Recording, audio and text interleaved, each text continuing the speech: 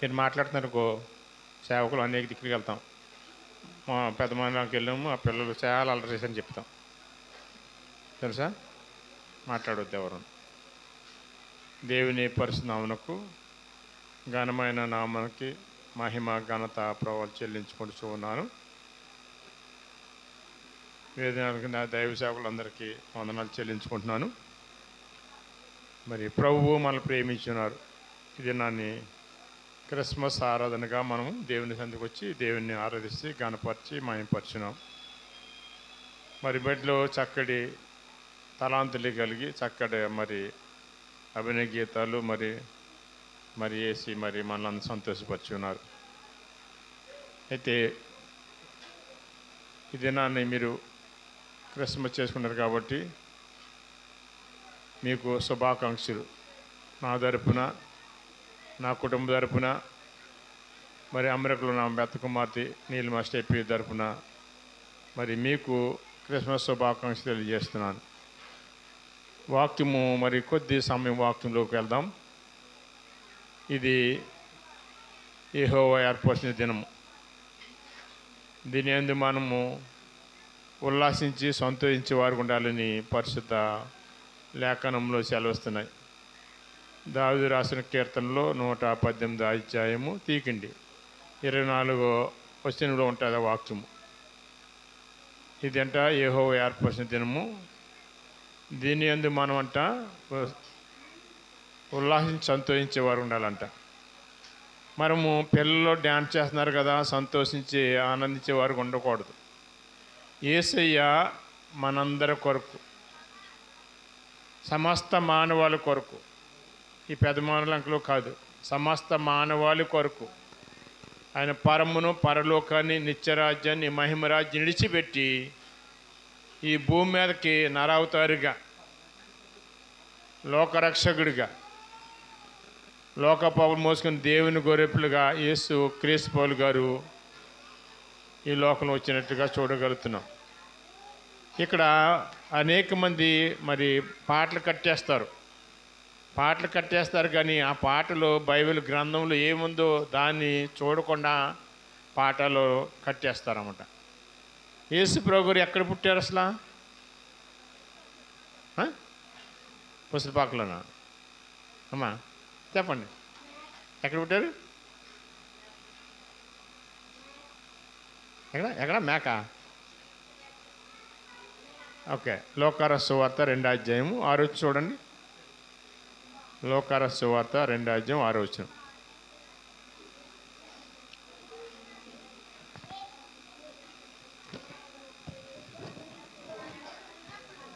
వారు అక్కడ ఉన్నప్పుడు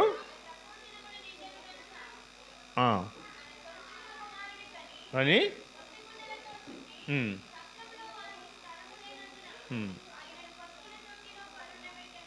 పట్టింది. ఇక్కడ చూసినట్లయితే యేసు క్రీస్తు పౌలు గారు అందరూ కూడా పొస్సులు పాకలో జన్మించారని అక్కడ పాటలు పాడేస్తారు, అన్నీ చేస్తారు. అయితే ఇక్కడ అప్పటికే మరి వాళ్ళు ఎక్కడికి ఎందుకు వెళ్ళారు? అక్కడ బెత్లెహేము లేదా దావీదు ఊరికి ఎందుకు వెళ్ళారు? వారు నమోదు చేయించుకుంటారు, వారి పేర్లు నమోదు చేసుకుంటే వెళ్ళారు. అక్కడికి వెళ్ళేటప్పటికి మరి ఆమెకి ప్రసవ దినం నిండేది. మరి అది గ్రామం కాదు. అయితే ఆమె అక్కడికి వెళ్ళే సమయంలో మరి పశువుల సాలకు వెళ్ళకముందే ఆమె కుమారుని కన్నట్లుగా వాక్యం చేస్తుంది. ఎందుకని అది క్లియర్గా వాక్యం మనకి తెలుస్తుందన్నమాట, తెలియపరుస్తుంది. చూసావు కదా మేము. వారక్కడ ఉన్నప్పుడు ఆమె ప్రసవము నిండెను గనుక తలుసులు కుమారుని కని పొత్తుగుడ్లు చుట్టి సత్రంలో వారు స్థలం ఉందిన పశువులు అదే తొట్టెలో పొరని పెట్టినట్టు చూడగలుగుతున్నాం.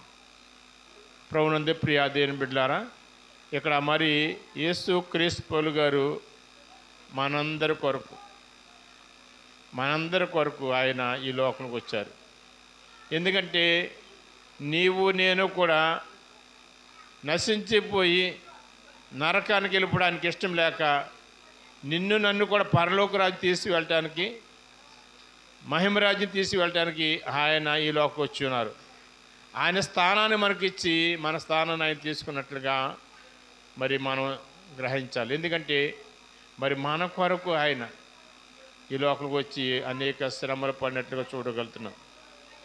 అయితే యేసయ్య మరి మనందరి నిమిత్తం మరి ఈ లోకంలో వచ్చి ఆయన కేవలం 33 సంవత్సరాలు జీవించి 3.5 సంవత్సరాలు సేవ పరిచయం చేసి మనందరూ కూడా రక్షణ కలిగేస్తున్నారు.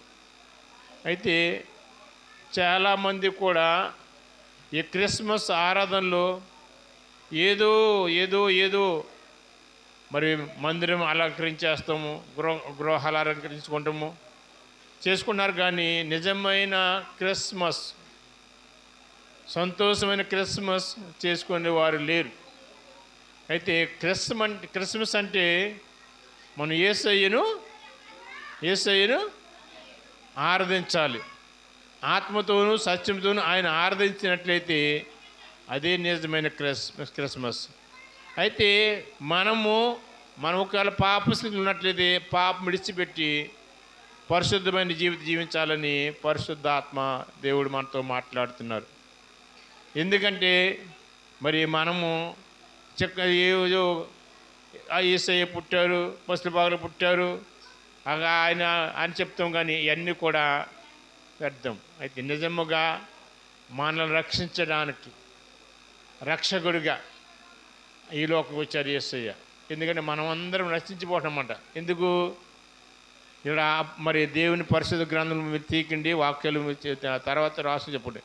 అపోస్తలుల పౌలు రోమీయులకు రాసిన పత్రిక పాఠ్యభాగం 3:23 వచ్చిన ఏ భేదం లేదు, అందరు పాపం చేసి దేవుడు అనుగ్రహించిన మహిమ పొందుకోలేకపోతామంట.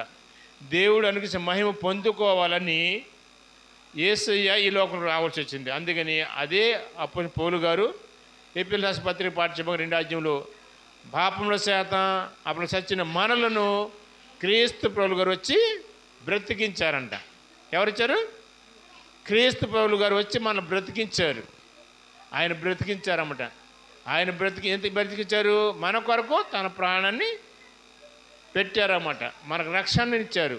ఆ రక్షణ మనం కాపాడుకోవాలన్నమాట.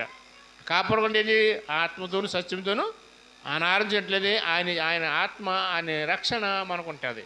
కాపాడుకునే వారు ఉంటాం. ఆ రీతికి ఉండాలి. అయితే మరి నిజముగా ఈ దినాన్ని మరి వాక్యము మనందరితో మాట్లాడుతున్నది. ఇక్కడ చూసినట్టే తీర్తు రాసిన పత్రిక పాఠ్యభాగం తీనమ్మా.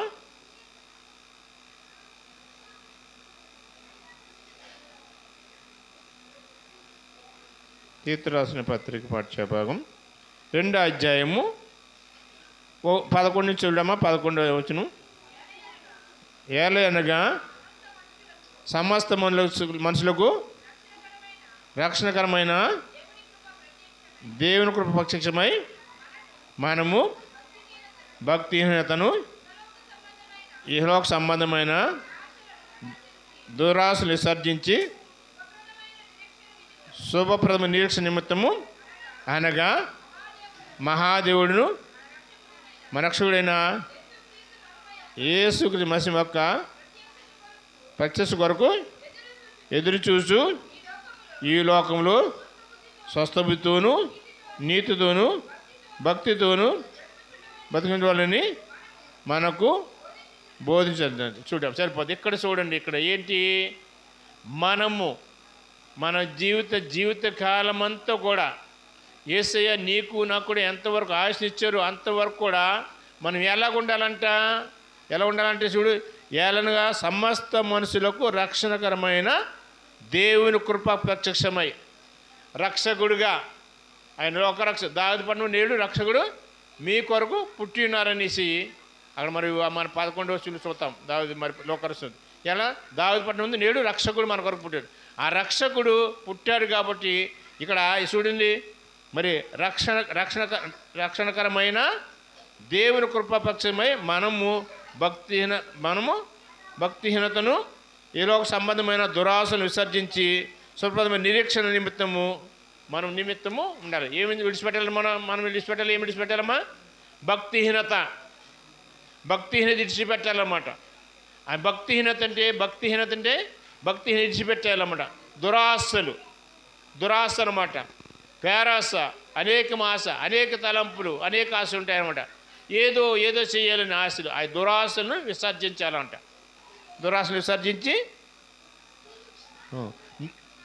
శుభపదమైన నిరీక్షణ నిమిత్తము అనగా మహాదేవుడు మన రక్షకుడిని యేసుక్రీస్తు మహిమ యొక్క ప్రత్యక్ష కొరకు ఎదురు చూడాలంట. ప్రత్యక్ష కొరకు అంటే ఎదురు చూడాలి.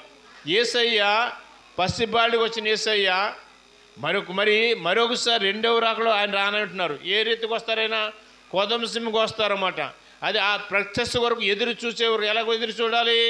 సంవత్సరాలు ఒకసారి క్రిస్మస్కి వచ్చేసి మన బిడ్డలు డ్యాన్స్ చూడటమా? అది కాదు. నీవు నేను కూడా మన పాపంలో ఒప్పుకొని విడిచిపెట్టి రక్షించబడి మనం మన జీవితంలోనూ ప్రత్యక్ష కొరకు ఎదురు చూడాలి. యేసయ్య వస్తారని ఎదురు చూసేవారుగా అలా ఉన్నట్లయితే ఆయన వచ్చే వరకు సజీవులైతే మనము మధ్యాహ్నంలో ఆయన ఎదుర్కొంటామన్నమాట. అలాగ చూడాలి, ప్రత్యక్షకు ఎదురు చూడాలి. కానీ లేదా పాస్టర్ గారు సంఘం పెట్టారు, దేవుని సంధికి వెళ్దాం, ఆరాధించుకుందాం, లేదా పాన్లు వేసుకుందాం, వెళ్ళిపోదామని కాదు. అయితే మనము ఏంటంటే మనము ఆయనను రక్షకుడుగా మన హృదయం ఉంచుకోవాలి. అయితే చాలామంది అనుకుంటారు ఏంటంటే ఇది మత మార్పుడు కాదు సమా, మత మార్పుడు కాదు. ఎంతోమంది అంటే ఇది ఇలా అందరినీ తీసుకెళ్ళి క్రైస్తవ మతంలో మార్చేస్తున్నారు. ఇది మార్గం అనమాట. ఇది మార్గము. అది యోహాను సువార్త తినమా 14వ అధ్యాయము మొదటి నుంచి చూడమ్మా.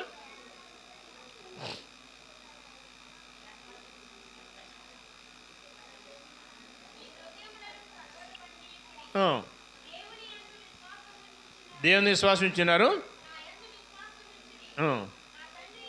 నా తండ్రి ఇంత అనేక నిమిషాలు కలవు లేని అలా మీతో చెప్తును, మీకు స్థలం చెప్పేందుకు వెళ్ళుచున్నాను. నేను వెళ్ళి మీకు స్థలం వెళ్ళినా నేను స్థలం మీరును ఉండిలాగున మరల వచ్చి మిమ్మల్ని తీసుకుని వెళ్తాననేసి యేసయ్య అక్కడ ఆయన ఏర్పడిన 12 అపోస్తలులతో చెప్పుకుంటున్నారన్నమాట. ఏమని చెప్తుంటే మీరు ఎందుకంటే మీ హృదయంలో కలవడానికి దేవుని విశ్వాసించారు కదా, తండ్రి అంటే దేవుడు ఎందుకు విశ్వాసించారు కాబట్టి నా ఎందుకు కూడా విశ్వాసించండి అని చెప్తున్నారన్నమాట.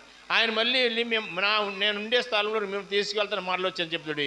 తోమగారిని ప్రభువా ఎక్కడికి వెళ్తావా, త్రోవ ఎలా ఉంటుంది ఏమంటారు చూడమ్మా. తోమగారు ఏమంటున్నారు? త్రోమ అడుగుతున్నాయి, ప్రశ్న ఇస్తున్నారు ఆయన. తామ ప్రభువా ఎక్కడికి వెళుచున్నావు, మాకు తెలియదే.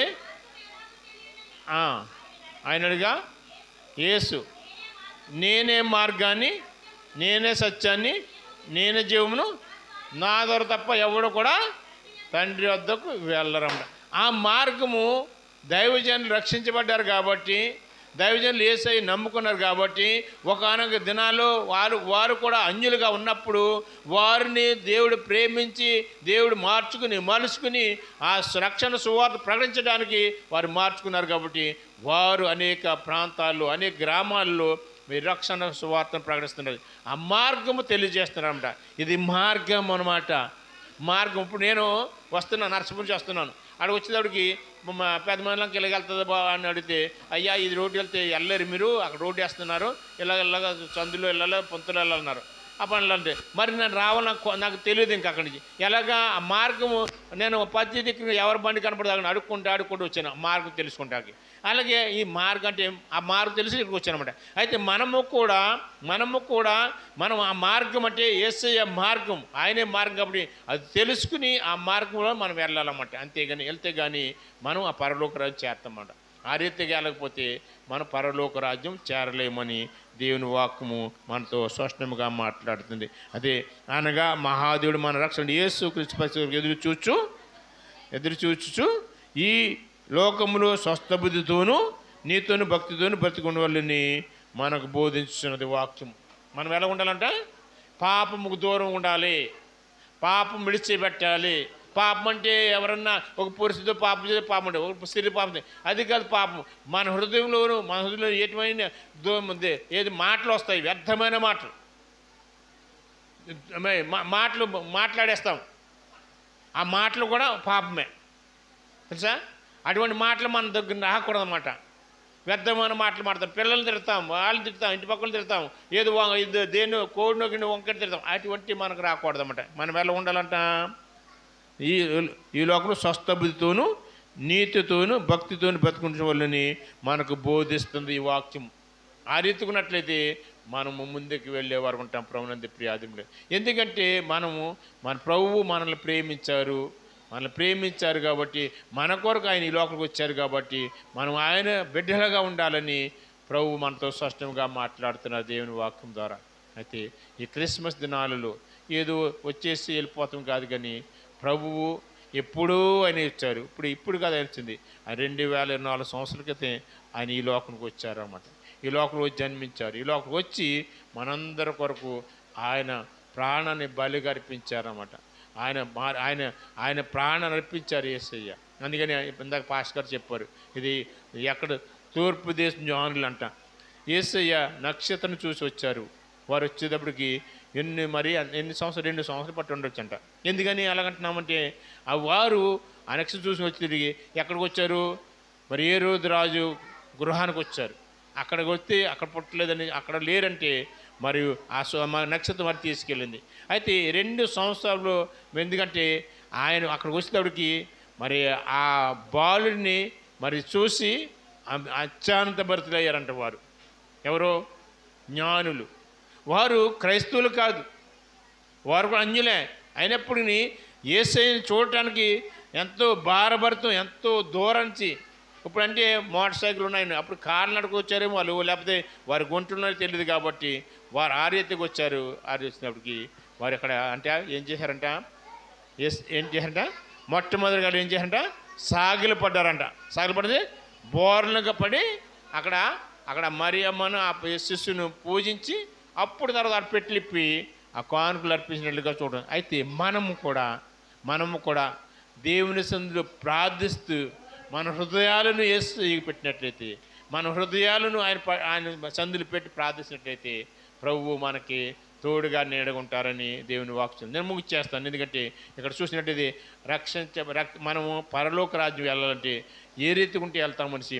యేసు ప్రభు గారు ఈ లోకంలో అనేక ఉపమాన రీతులు చెప్పి ఉన్నారు. ఆ ఉపమాన రీతులుగా వెళ్తే మనం పరలోక రాజ్యం వెళ్తాం. అయితే ఇక్కడ ఒక ఉపమానం చెప్పేసి నేను ముగిచ్చేస్తాను.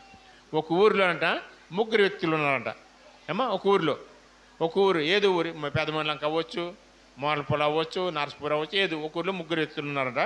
3 కూడాను మరి బోర వేస్తారంట. మరి బోర ఏమి ఊదారు? ప్రభు వచ్చేస్తున్నారు, ఆయన అక్కడ వచ్చేస్తుంది అని బోర ఊదారు. సిద్ధపడిన వారు 2 అని బోర ఊదారంట. బోర వస్తేని 3 వ్యక్తులు వెళ్ళారంట. ఎక్కడికి? దేవుని సంధికి వెళ్ళారు. అక్కడికి వెళ్తేప్పటికి యేసయ్య వస్తారనేసి అప్పుడు ఆడ కూర్చున్నారంట. కూర్చునేటప్పటికి ఇంకా ఎంతసేపు కూర్చున్నా యేసు ప్రభు రావట్లేదు. కూర్చున్నప్పటికి 12 అయిపోయింది, రాత్రి 1 గంట అయిపోతుంది, 3 అయిపోతుంది, 4 అయిపోతుంది. అలాగే కూర్చుని వారు చూస్తున్నారంట. కూర్చునేటప్పటికి 3 వ్యక్తులు. అయితే 3 వ్యక్తులను ఒక వ్యక్తి 5 గంటలకి తన ప్రార్థన సమయం అంట. ఎవరికి? ఒక వ్యక్తికి ఉదయం 5 గంటలకి ప్రార్థన సమయం అంట. ఆయన అక్కడే మరి మోకరించి ప్రార్థన చేసుకుంటున్నాడంట. ఇంకో వ్యక్తి ఏం అలవాటు? ప్రొద్దున లేచిన వెంటనే బెడ్ కాఫీ తాగటం అలవాటు ఆయనకి. అక్కడ మరి ఎక్కడికి వచ్చారు? ఇల్లు కదా అది. ఎక్కడికి వచ్చారు? యేసయ్య వస్తారనేసి ఆ స్థలానికి వచ్చారన్నమాట. యేసయ్య వస్తారు కాబట్టి అక్కడ ఉన్నారు. అయితే బెడ్ కాఫీ తాగకపోతే ఆయనకి మనశ్శాంతి ఉండదు అనమాట. అప్పుడు ఆయన ఏం చేశాడు? ఆ పక్కన ఎక్కడన్నా టీ కొట్టి ఉందా అనేసి అడుగుతూ వెళ్ళి కాఫీ వస్తాకి వెళ్ళిపోయాడంట. ఇంకో వ్యక్తి ఏంటి? ఆయన ఉదయం లేచిన వెంటనే న్యూస్ పేపర్ చదవాలంట. ఆయనకి పేపర్ చదివితే ఆయనకి మనశ్శాంతి ఉంటుందంట. పేపర్ చదవాలి కదా, ఆయనకి పేపర్ కొనుక్కుంటాకి వెళ్ళి పేపర్ కొనుక్కుని వెళ్ళిపోయాడంట. అయితే ఈలోగా యేసయ్య వచ్చేసారు. యేసయ్య వచ్చేసారు. వస్తే ఎవరు వెళ్ళారు? పరలోక రాజ్యం ప్రార్థన చేసే వ్యక్తి వెళ్ళారు. అయితే ప్రభునందు ప్రియాదిములే, మనము ఇక్కడ వాక్యం చెప్పింది, మనం ఏంటి? ఈ భక్తిహీనతను, ఇహలోక సంబంధమైన దురాశను విసర్జించి అంటే మనము ఎక్కడికి వెళ్తాము? పరలోక రాజ్యం వెళ్తాం. ఈ మనలో ఉంటే 2 వ్యక్తులు ఎలాగో విడబడ్డారో అలాగే విడబడిపోతామన్నమాట. అయితే నీవు నేను కూడా మరి ఏం చేయాలంట? మనం ఏం చేయాలి? ఇక్కడ చూడు ఏమన్నా స్వస్థ బుద్ధితోను. స్వస్థ బుద్ధి అంటే బుద్ధి, మంచి బుద్ధి. మరి చెడు తలంపులు మనలో ఉండకూడదన్నమాట, చెడు ఆలోచన మనలో ఉండకూడదన్నమాట.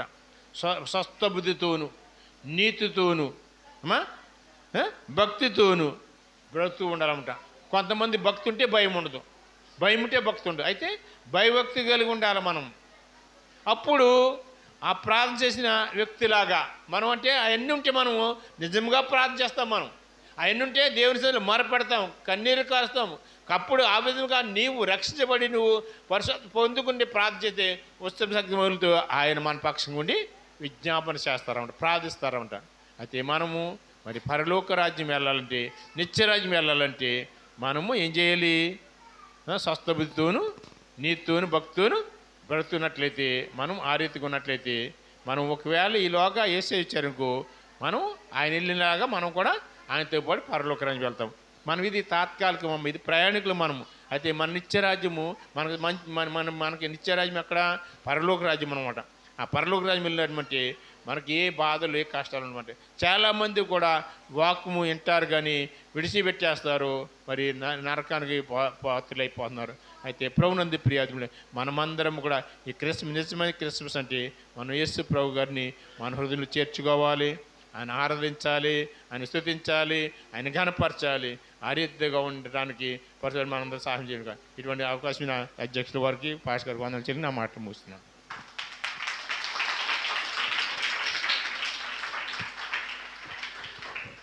వెరీ గుడ్, చాలా ఎలక్ట్గా ఉన్నారు, అలా ఉండాలి. మంచిది, చక్కటి వర్తమానం చెప్పిన దైవజనులకి మన క్రిస్మస్ పండుగ తరపున, అలాగే మన సంఘం తరపున ప్రత్యేక వందనాలు తెలియజేస్తూ ఉన్నాం. ఆమెన్. ఈ సమయంలో మరి నర్సీపట్నం నుంచి వచ్చినటువంటి దైవజనులు మరి వారు సాక్ష్యాన్ని చెప్తారు. జాగ్రత్తగా మీరు ఆలకించాలని మనవి చేస్తూ ఉన్నాను.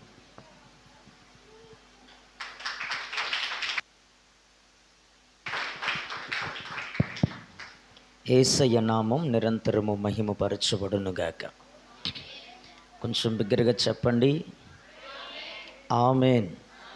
ఈ రాత్రి ప్రభు సముఖం ఎదుట నేను ఉండటానికి ప్రభువే కృప చూపించాడు. అందుని బట్టి ప్రభుని స్తుతిస్తూ నన్ను ఈ ప్రాంతానికి ఆహ్వానించినటువంటి ప్రియులు, దైవజనులు, మీ అందరి సేవకులు అనేక స్థలాల్లో దేవుని చేతిలో వాడబడుతూ అనేక మందిరాలను స్థాపిస్తూ దేవుని పరిచర్యను ముందు కొనసాగిస్తున్నటువంటి దైవజనులు, తండ్రి సమానులు పేటరయ్య గారికి ప్రభు పేరిట వందనాలు తెలియజేస్తున్నాను. అమ్మగారికి కూడా వందనాలు తెలియజేస్తున్నాను. అలాగే ఆత్మీయులు యవ్వన కాలంలోనే తండ్రితో పాటు దేవుని యొక్క భారాన్ని భరిస్తూ ముందు కొనసాగుతున్నటువంటి దైవజనులు, సహోదరులు ఆనంద్ కుమార్ గారికి కూడా ప్రభు పేరిట వందనాలు. వేదికను అలంకరించినటువంటి అన్నకి, అలాగే దైవజనులు పేటర్ గారికి, స్టీఫెన్ గారికి కూడా ప్రభు పేరిట వందనాలు తెలియజేస్తున్నాను. హల్లెలూయా.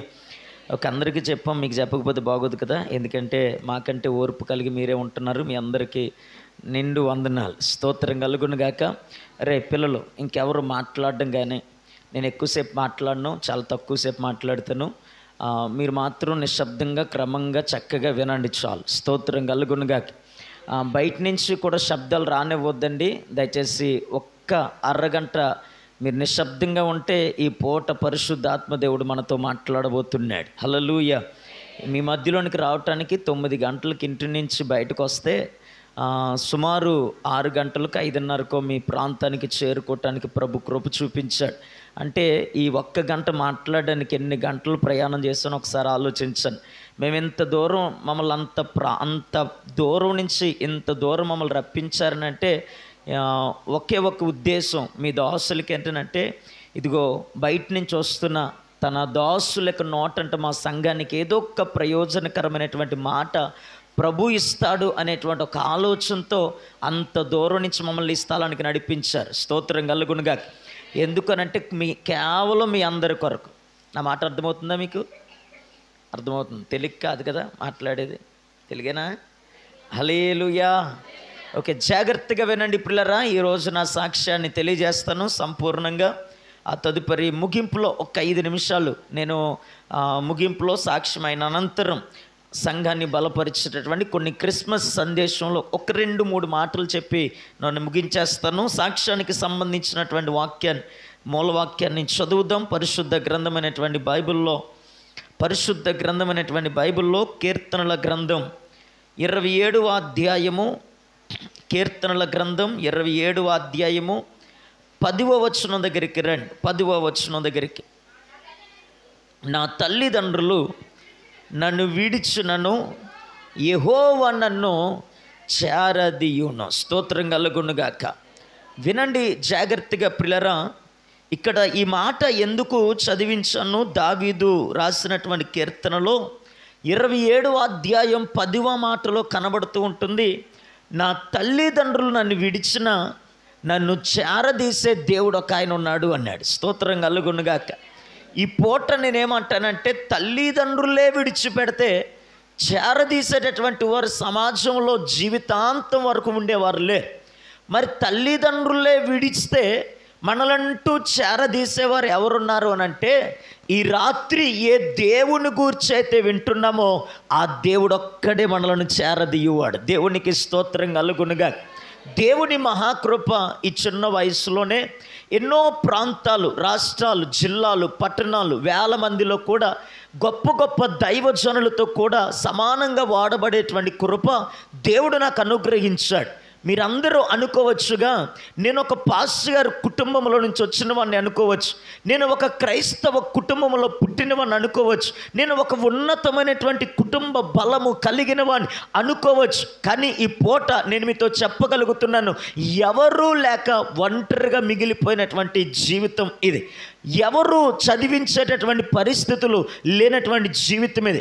తినటానికి తిండి లేక, కట్టుకోవటానికి బట్ట లేక, ఉండటానికి ఇల్లు కూడా లేకుండా బ్రతుకుతున్నటువంటి జీవితం అండి నాది.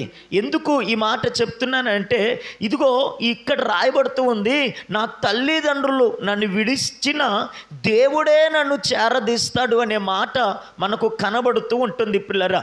నేను ఒక మాట మీతో చెప్పగలుగుతున్నాను. మేము చాలా పల్లెటూరు గ్రామంలో, టౌన్కి చాలా లోపల మేము జీవిస్తున్నటువంటి ప్రాంతం. మా ఊరు చాలా చిన్న గ్రామం ప్రియులరా. మా ఊరిలో ఎవరైనా బాగా పేదరికం కలిగిన వారు ఉన్నారు అని అంటే మొట్టమొదటి మాదే ఆ పేరు తగిలేది. ఎందుకనంటే కట్టుకోవడానికి బట్ట ఉండేది కాదు, తినటానికి తిండి ఉండేది కాదు, అంతేకాకుండా నివాసం ఉండటానికి ఇల్లు ఉండేటువంటిది కాదు. ఒక చిన్న పాక మేము వేసుకొని బ్రతుకుతూ ఉండేటువంటి వాళ్ళు. మేము ఏ స్థలములో అయితే పాకేసుకొని మేము ఉంటున్నామో ఆ స్థలం కూడా మాది కాదు. ఆ స్థలం గల వ్యక్తులు ఎప్పుడు మమ్మల్ని పొమ్మంటే అప్పుడు మేము పోవాలన్నమాట. అలాంటి పేదరికం కలిగినటువంటి కూర్చోబాగా అలాంటి పేదరికం కలిగినటువంటి స్థితి ఈ యొక్క వ్యక్తిగా అనుభవించినటువంటి పరిస్థితులు ఏర్పడ్డాయి. ఒక మాట మీతో చెప్పగలుగుతున్నాను, మా ఊరిలో ఎవరైనా ఒక పెద్దలు పిలిచి, ఒరే ఈ ఊరిలో ఎవడరా బాగా పేదరికంలో ఉన్నవాడు, తినటానికి తిండి లేక, కట్టుకోవడానికి బట్ట లేక, ఉండటానికి కూడా ఇల్లు లేకుండా ఎవడరా బాగా బ్రతుకుతున్నాడు, వాడికి నెలకు సరిపడ సరుకులు ఏదైనా ఇద్దాము అని ఒకరిని ఎవరినైనా సర్వే చేయమంటే అన్ని ఇళ్ళు తిరిగి చూస్తే మొట్టమొదటి పేరు మాదే తగిలేదండి. అంత కఠినమైనటువంటి పేదరికం. మా తాతయ్యకు 75 రూపాయలు పెన్షన్ వచ్చేది. ఆ 75 రూపాయలు నెలంతా ఖర్చు పెట్టుకునేటువంటి జీవితం. మాకు డిపో రైస్ వచ్చేది, అది నెలంతా ఖర్చు పెట్టుకునేటువంటి జీవితం. ఈ డిపో రైసు, ఈ యొక్క 75 రూపాయల పెన్షన్ అయిపోయిందనంటే మా తాతయ్య మమ్మల్ని పోషించడానికి ఆ ఇల్లు వెళ్ళి అడుక్కొని తీసుకొని వచ్చి మమ్మల్ని పోషించినటువంటి వాడు. నేను ఒక అడుక్కున్న వాడిని ఇంటిలో నుంచి కూడా నేను వచ్చాను అని చెప్పటానికి సిగ్గుపడలేదనంటే, ఒకప్పుడు యేసయ్యను ఎరగక మునుపు, ఒకప్పుడు యేసయ్య మాలోనికి రాకమునుపు, ఒకప్పుడు యేసయ్య కొరకు మా జీవితాలు సమర్పించుకోక మునుపు అడుక్కున్న జీవితమే కావచ్చు ఈరోజు నలుగురికి పెట్టగలిగినటువంటి స్థాయి దేవుడు మాకు అనుగ్రహించాడు. దేవునికి స్తోత్రం కలుగునుగాక.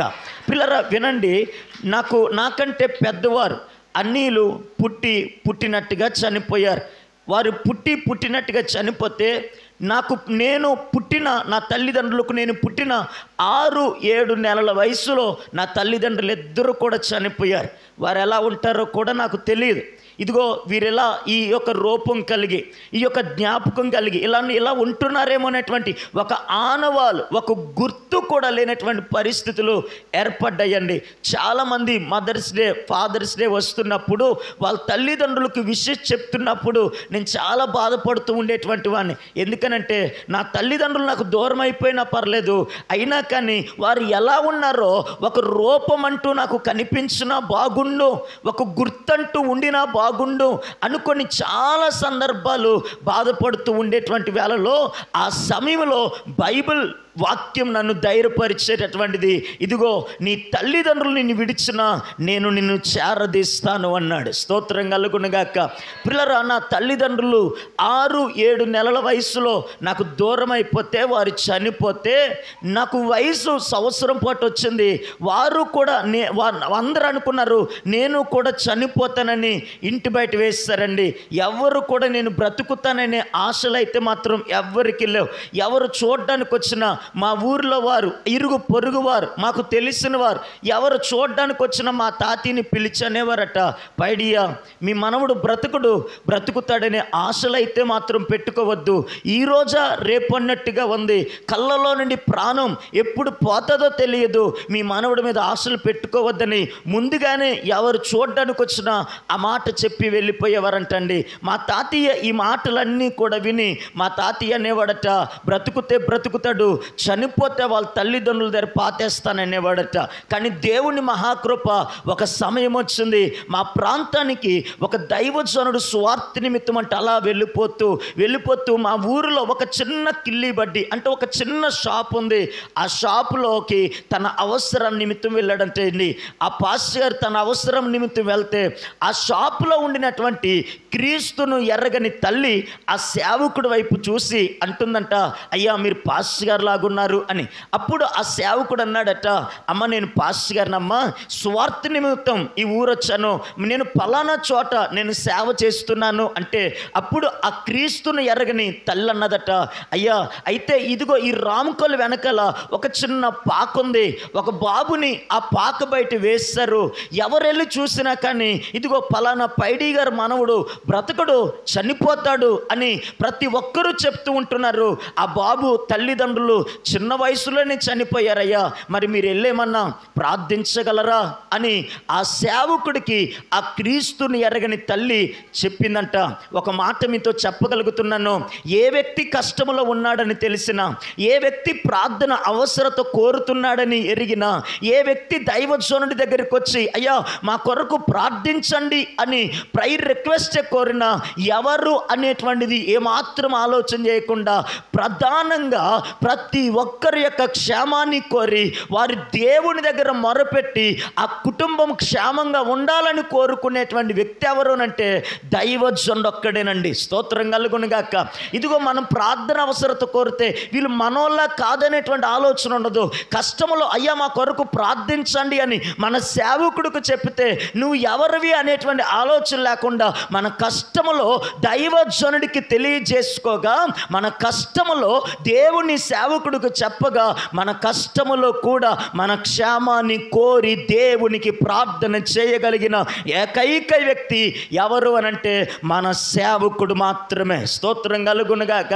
అందుకనే సంగమా, మనకంటూ కుటుంబాలున్నా, మనకంటూ బంధువులున్నా, మనకంటూ స్నేహితులున్నా, ఏదైనా కష్టం జోడు చేసుకుంటే, ఏదైనా అవసరత జోడు చేసుకుంటే, ఏదైనా అనారోగ్య పరిస్థితే చోటు చేసుకుంటే మొట్టమొదటిగా ఎవరికి చెప్తామో తెలుసా? దేవుని సేవకుడు చెప్తాం, అయ్యా మా కొరకు ప్రార్థించండి అవసరమని. ఎందుకని? నీకు తెలుసు నీకెంతమంది ఉన్నా నీ క్షేమాన్ని కోరుకున్న వ్యక్తి దైవజనుడే అని. స్తోత్రం కలుగునుగాక. ఎప్పుడైతే ఆ క్రీస్తుని ఎరగని తల్లి నా కొరకు చెప్పిందో వెంటనే ఆయన నా దగ్గరకు వచ్చి ప్రార్థన చేసి వెళ్ళటం జరిగిందంటండి. పిల్లరా వినండి, ఆ మరుసటి రోజు నుంచి పాస్టర్ గారు పాస్టమ్మ గారు ఇరువురు కలిసి ప్రార్థన చేయటానికంటూ వస్తూ ఉంటున్నారు. ఇలా కొన్ని రోజులు జరుగుతూ ఉంటుంది.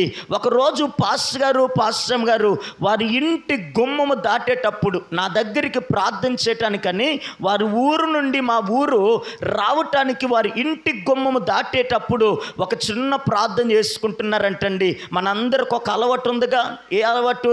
ఎక్కడికైనా ప్రయాణమై వెళ్ళినా, కాలేజీలకి వెళ్ళినా, వ్యాపారాలకి వెళ్ళినా, ఊరు దాటి వెళ్ళినా ఖచ్చితంగా మన ఇంటి గుమ్మము దాటేటప్పుడు ఒక చిన్న ప్రార్థన చేసుకొని వెళ్తాం. అలాగా ఆ సేవకుడు సేవకురాలు నా దగ్గరికి వచ్చే ముందు వారి ఇంటి గుమ్మము దాటేటప్పుడు ప్రార్థన చేసుకుంటున్నారట. ప్రార్థన చేసుకుంటే ఆ ప్రార్థనలో ఆ దైవజనుడికి దేవుని స్వరం వినబడుతుందంటండి. ఇదిగో ప్రార్థించడానికి వెళ్తున్నటువంటి ఆ కుమారుడికి యేసు అని పేరు నామకరణం చేయండి అన్నాడట. రెండవ మాట దేవుడు మాట్లాడుతున్నాడట, అతన్ని నా సేవకు ప్రతిష్ఠించండి అంటున్నాడట. ఈ మాటలు రెండు దేవుని సేవకుడు విన్నాడు. ఆ మాటలు పట్టుకొని ఇంటి దగ్గరికి వచ్చారండి. ప్రార్థన చేస్తూ ఉంటున్నారు. అందరు అనుకుంటున్నారంట, ఇదిగో మొన్నొచ్చారు పాస్టర్ గారు, అవతల రోజు వచ్చారు పాస్టర్ గారు, ఈరోజు వచ్చారు పాస్టర్ గారు, ప్రార్థన చేసి వెళ్ళిపోతారు అని అందరు అనుకుంటున్నారు. కానీ ఎప్పుడు వచ్చినట్లుగా కాకుండా ఆ రోజు ప్రత్యేకంగా దేవుని మాట పట్టుకొని వచ్చారండి. స్తోత్రం కలుగునుగాక.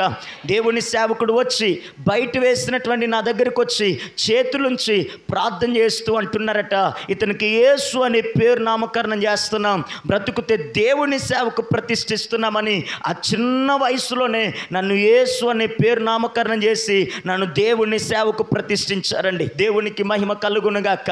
ఆ రోజు నుంచి పిల్లరా ఎవరు చూడటానికి వచ్చినా, అప్పటి వరకు ఎవరు చూడటానికి వచ్చినా ఏం మాట్లాడేవారో తెలుసా? పడియా మీ మనవుడు బ్రతకడు, ఈ రోజు రేపన్నట్టుగా ఉంది, మీ మనవుడి మీద ఆశలు పెట్టుకోవద్దు, కళ్ళలో నుండి ప్రాణం ఎప్పుడు పోతుందో తెలియదని ప్రతి ఒక్కరు మాట్లాడేవారు. ఎప్పుడైతే దేవుని సేవకుడు ప్రార్థించి నన్ను దేవుని సేవకు ప్రతిష్ఠించి నాకు యేసు అనే పేరు నామకరణం చేశారో ఆ రోజు నుంచి నా దేవుడు ఒక్కొక్కరి నోటంట మాట మార్పు కలుగు చేస్తున్నాడంటండి. ఏ నోట నుంచి అయితే చనిపోతాడని మాట్లాడుతున్నారో ఆ నోట నుంచి అంటున్నారంట, పడియా మీ మనవుడు చనిపోతాడు అనుకున్నాం కానీ మీ మనవుడు బ్రతుకుతాడనే ఆశలు అయితే కలుగుతున్నాయని నా దేవుడు ఒక్కొక్కరు నోటంట మాట మార్పు కలుగు చేశాడండి. స్తోత్రం కలుగునుగాక. హల్లెలూయా. నేను చనిపోతాను అనుకున్నారు కానీ నన్ను బ్రతికించింది ఎవరు అని అంటే ఈ రాత్రి ఏ దేవుని గురించి అయితే ప్రకటిస్తున్నానో ఆ దేవుడైన యేసు క్రీస్తు ప్రభువే నన్ను బ్రతికించి ఈ రోజుకి నేటికి సజీవంగా నిలవబెట్టి రాష్ట్రాలలో ఆంధ్ర, తెలంగాణ, ఒరిస్సా ఇప్పటికే ఈ 3 రాష్ట్రాల్లో ప్రభు విరివిగా వాడుకోవటం ప్రారంభించాడండి. ఒకసారి గట్టిగా స్తోత్రం చెప్పండి. హల్లెలూయా. బైబిల్ సెలవిస్తూ ఉంటుంది, ఇదిగో మృతులను సజీవులుగా లేపగలిగిన వాడు దేవుడే. బైబిల్ సెలవిస్తూ ఉంటుంది, మోడి బారిపోయిన జీవితాలను చిగురింప చేయగలిగినటువంటి వాడు దేవుడే అని. స్తోత్రం కలుగునుగాక. అందరూ అనుకున్నారు నేను చనిపోతానని, దేవుడు ఒక్కడే అనుకున్నాడు నేను బ్రతుకుతానని. స్తోత్రం కలుగునుగాక. హల్లెలూయా. అలా దేవుని మహాకృప చావు బ్రతుకుల్లో నుంచి దేవుడు నన్ను మరణములో నుండి జీవంలోనికి తీసుకొని వచ్చాడు. జీవితాన్ని ఇచ్చాడు, ఊపిరినిచ్చాడు, బ్రతుకునిచ్చాడు. ఇలా నేను చదువుకుంటూ వెళ్తున్నటువంటి సమయంలో పిల్లరా నేను 10th వరకు నేను చదివిన తర్వాత 10thలో నేను ప్రభుని అంగీకరించాను. 10వ తరగతిలో నేను బాప్తిసం తీసుకున్నాను. 10వ తరగతిలో నేను ప్రభు సేవకు నేను ప్రతిష్ఠించుకున్నాను. పిల్లరా వినండి జాగ్రత్తగా. ఆ రోజు నుంచి మరలా దేవుని కొరకు పనిచేస్తూ నేను ఇంటర్ వరకు మాత్రమే, 10th కంప్లీట్ అయిన తర్వాత ఇంటర్ వరకు మాత్రమే చదివాను. ఇంటర్ అయిపోయిన తర్వాత మరలా నేను డిగ్రీ చదువుదామని నేను ఆశపడి పిల్లరా నేను ముందుకు కొనసాగుతూ ఉంటే అదే సమయంలో మా తాతయ్య చనిపోయారనమాట. మా తాతయ్య చనిపోతే మమ్మల్ని పోషించేటటువంటి నాదుడు ఇంకెవరూ లేరు, నన్ను చదివించేటటువంటి నాదుడు ఇంకెవరూ లేరు. ఎందుకంటే నాన్నవారు ఎవరు కూడా లేరు. ఎవరైనా వచ్చి నేను నిన్ను చదివిస్తాను, నువ్వు చదువుకో, మీ అమ్మమ్మని మేము చూసుకుంటాం అనేటువంటి మాట ఒక్కరు వచ్చి చెప్పి వెళ్ళేటువంటి వారు లేరు. అసలు ఏం తింటున్నామా ఉంటున్నామా అనేటువంటి పరిస్థితులు ఎవరి కళ్ళ ముందు కూడా కనబడినా కానీ మమ్మల్ని అసలు పట్టించుకునేటువంటి పరిస్థితులే లేవు. పిల్లరా ఒక మాట మీతో చెప్పగలుగుతున్నాను, ఎప్పుడైతే మా తాతయ్య చనిపోయాడో ఆ తదుపరి ఇంకా చదివించేటటువంటి నాదుడు ఎవరు లేరు కనుక, నేను చదువుకోవటానికి అవకాశాలు లేవు కనుక ఇంక నేను అనుకున్నాను నేను చదివే కంటే ఇంకెంతడొచ్చో చదివాపి మా అమ్మమ్మని నేను పోషించాలి అనుకొని వెంటనే ఇంటర్ అయిపోయిందేమో వెంటనే నేనేం చేశానంటే ఏంటంటే గుంటూరు నుంచి చిలకలూరుపేట ఆ దారి మధ్యలో దారాల కంపెనీలు ఉంటాయి. ఆ దారాల కంపెనీలోనికి వెళ్ళి నేను పని చేయడానికి సిద్ధపడ్డాను. పిల్లరా వినండి, అక్కడికి వెళ్ళిన తర్వాత ఇష్టం వచ్చినట్టు బ్రతకటం ప్రారంభించాను. ఎందుకనంటే దేవుని భయం పోయింది, ఆత్మీయత పోయింది, సహవాసం పోయింది, మందిరానికి వెళ్ళటం లేదు. ఎందుకంటే ఇదిగో నేను 10వ తరగతిలోనే బాప్తిసం తీసుకున్నానన్నాను. కానీ నేను ఎప్పుడైతే దారాల కంపెనీలోనికి వెళ్ళానో ఇంకా పూర్తిగా భయభక్తులు అనేటువంటి పోయి, ఇందాక దైవజనులు స్టీఫెన్ గారు చెప్తూ వచ్చారు, ప్రతి ఒక్కరికి ఏముండాలంటే భయముతో కూడినటువంటి భక్తి ఉండాలని. భక్తి అయితే నాకుందేమో కానీ భయం మాత్రం లేనటువంటి పరిస్థితి ఏర్పడింది. దేవుడు చూశాడు, 2-3 నెలలు చూసి దేవుడు మొత్తాడు, ఇంటికి తీసుకొని వచ్చాడండి. నేను అనారోగ్య పాలైపోయాను, అనారోగ్య పరిస్థితుల్లోనికి నేను వెళ్ళిపోయాను. నా సంఘం, నేను ఏ సేవకుడి దగ్గర అయితే, ఏ సంఘం దగ్గర అయితే బాప్తిసం తీసుకున్నానో ఆ సంఘం నా పరిస్థితిని చూసి ప్రతిరోజు ఉదయం సాయంత్రం వచ్చి ప్రార్థన చేస్తూ వెళ్తూ ఉంటున్నారు. అయినా కానీ నాకు స్వస్థత రావట్లే. ఇలా కొన్ని రోజులు ప్రార్థన చేసి వెళ్తూ ఉంటే నాకు స్వస్థత రాకపోతే అప్పుడు నేను ఒక రోజు ఏడుస్తున్నాను. ఒక సంఘం వచ్చి ప్రార్థన చేసి వెళ్ళిపోయిన తర్వాత, ఎందుకు ప్రభువా యవ్వన ప్రాయంలోనే మంచం మీద ఉండినటువంటి పరిస్థితులు ఏర్పాటు చేసావు, అయ్యా నువ్వు నన్ను బ్రతికిస్తే నేను నీ కొరకు పని చేస్తానయ్యా అని దేవుని దగ్గర అడుగుతూ ఉంటే అప్పుడు దేవుడు నాతో మాట్లాడుతూ ఉంటున్నాడు. నన్ను ఎప్పుడైతే నా యొక్క జీవితాన్ని సమర్పించుకొని ప్రతిష్ఠించుకొని మరలా లోకంలోనికి వెళ్ళిపోయానో దేవుడు నాతో మాట్లాడుతూ ఉంటే అప్పుడు నేను మరలా దేవుడి దగ్గర పశ్చాత్తాపపడ్డాను, దేవుని దగ్గర ఒప్పుకున్నాను. అవన్నీ ఒప్పుకున్న తర్వాత అలా ఏడుస్తూ ఇంకలా ప్రార్థనలో నిద్రపోయాను. పిల్లరా జాగ్రత్తగా వినండి, ఆ తదుపరి నెక్స్ట్ రోజే దేవుడు నాకు మంచి ఆరోగ్యం ఇచ్చి నన్ను మరుసటి రోజు వరకు, అప్పటి వరకు ఎవరొక్కరు నన్ను బయటకు తీసుకొని వెళ్ళేవారు. కానీ ఆ రాత్రి దేవుడు అద్భుతం చేసి ఉదయానికి నాకంతట నేనే లేగటానికి ప్రభు కృప చూపించాడండి. దేవునికి స్తోత్రం కలుగునుగాక. దేవుడు మరలా బ్రతికించి మరలా తన సేవలో ముందుకు వెళ్ళమని ఒక మంచి అవకాశం ఇచ్చారు. ఆ తదుపరి వెంటనే వైజాగ్ 104 ఏరియా దగ్గర విక్టరీ టెంపుల్ అనేటువంటి ఒక మంచి దైవజనుడు, సంస్థకు సంబంధించినటువంటి సేవకుడు బైబిల్ కాలేజీ నడిపిస్తే కొంచెం దేవుని యొక్క జ్ఞానం, బైబిల్ నేర్చుకోవాలి అని అక్కడికి వెళ్ళాను. అక్కడి నుంచి మరలా పెద్దాపురం వచ్చాను. పెద్దాపురంలో కూడా దేవుని వాక్యాన్ని నేర్చుకున్నాను. అక్కడి నుంచి మరలా మా ఆత్మీయ తల్లి గారు రూతమ్మ గారని ఆమె దగ్గర వాక్యం నేర్చుకున్నాను. ఇదంతా అయిన తరువాత అప్పుడు నేను దేవుని సేవకుడిగా ప్రతిష్ఠించబడి ఒక సంస్థలో నేను పని చేయటానికి అని సిద్ధపడ్డాను. మా ఏరియాలో జీవన్ రాయ్ గారి సంస్థని ఇమ్మానుయేల్ మినిస్ట్రీస్ అనేటువంటిది ఉంది. ఆ సంస్థలో నేను పనిచేశాను. నెలకింత జీతం ఇస్తున్నారు. ఒక సంఘాన్ని అప్పగించారు. సంఘములో వచ్చినటువంటి కానుకలు తీసుకో, ఇదిగో నెలకింత జీతం ఇస్తున్నామని చెప్తూ నాకు ఒక మందిరాన్ని అప్పగిస్తూ ముందుకు కొనసాగుతూ ఉంటున్నాం.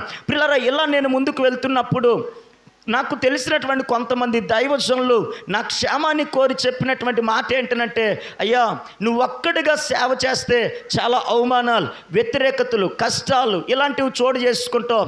వివాహం చేసుకొని పెళ్ళి పరిచర్య ప్రారంభిస్తే దేవుని సేవలోనికి ముందుకు వెళ్తే మరింత వృద్ధిలోనికి వెళ్తారు కదా, ఇద్దరూ కలిసి దేవుని సేవ చేస్తారని నాకు తెలిసినటువంటి కొంతమంది దైవజనులు నా క్షేమాన్ని కోరి చెప్తూ ఉంటున్నారండి.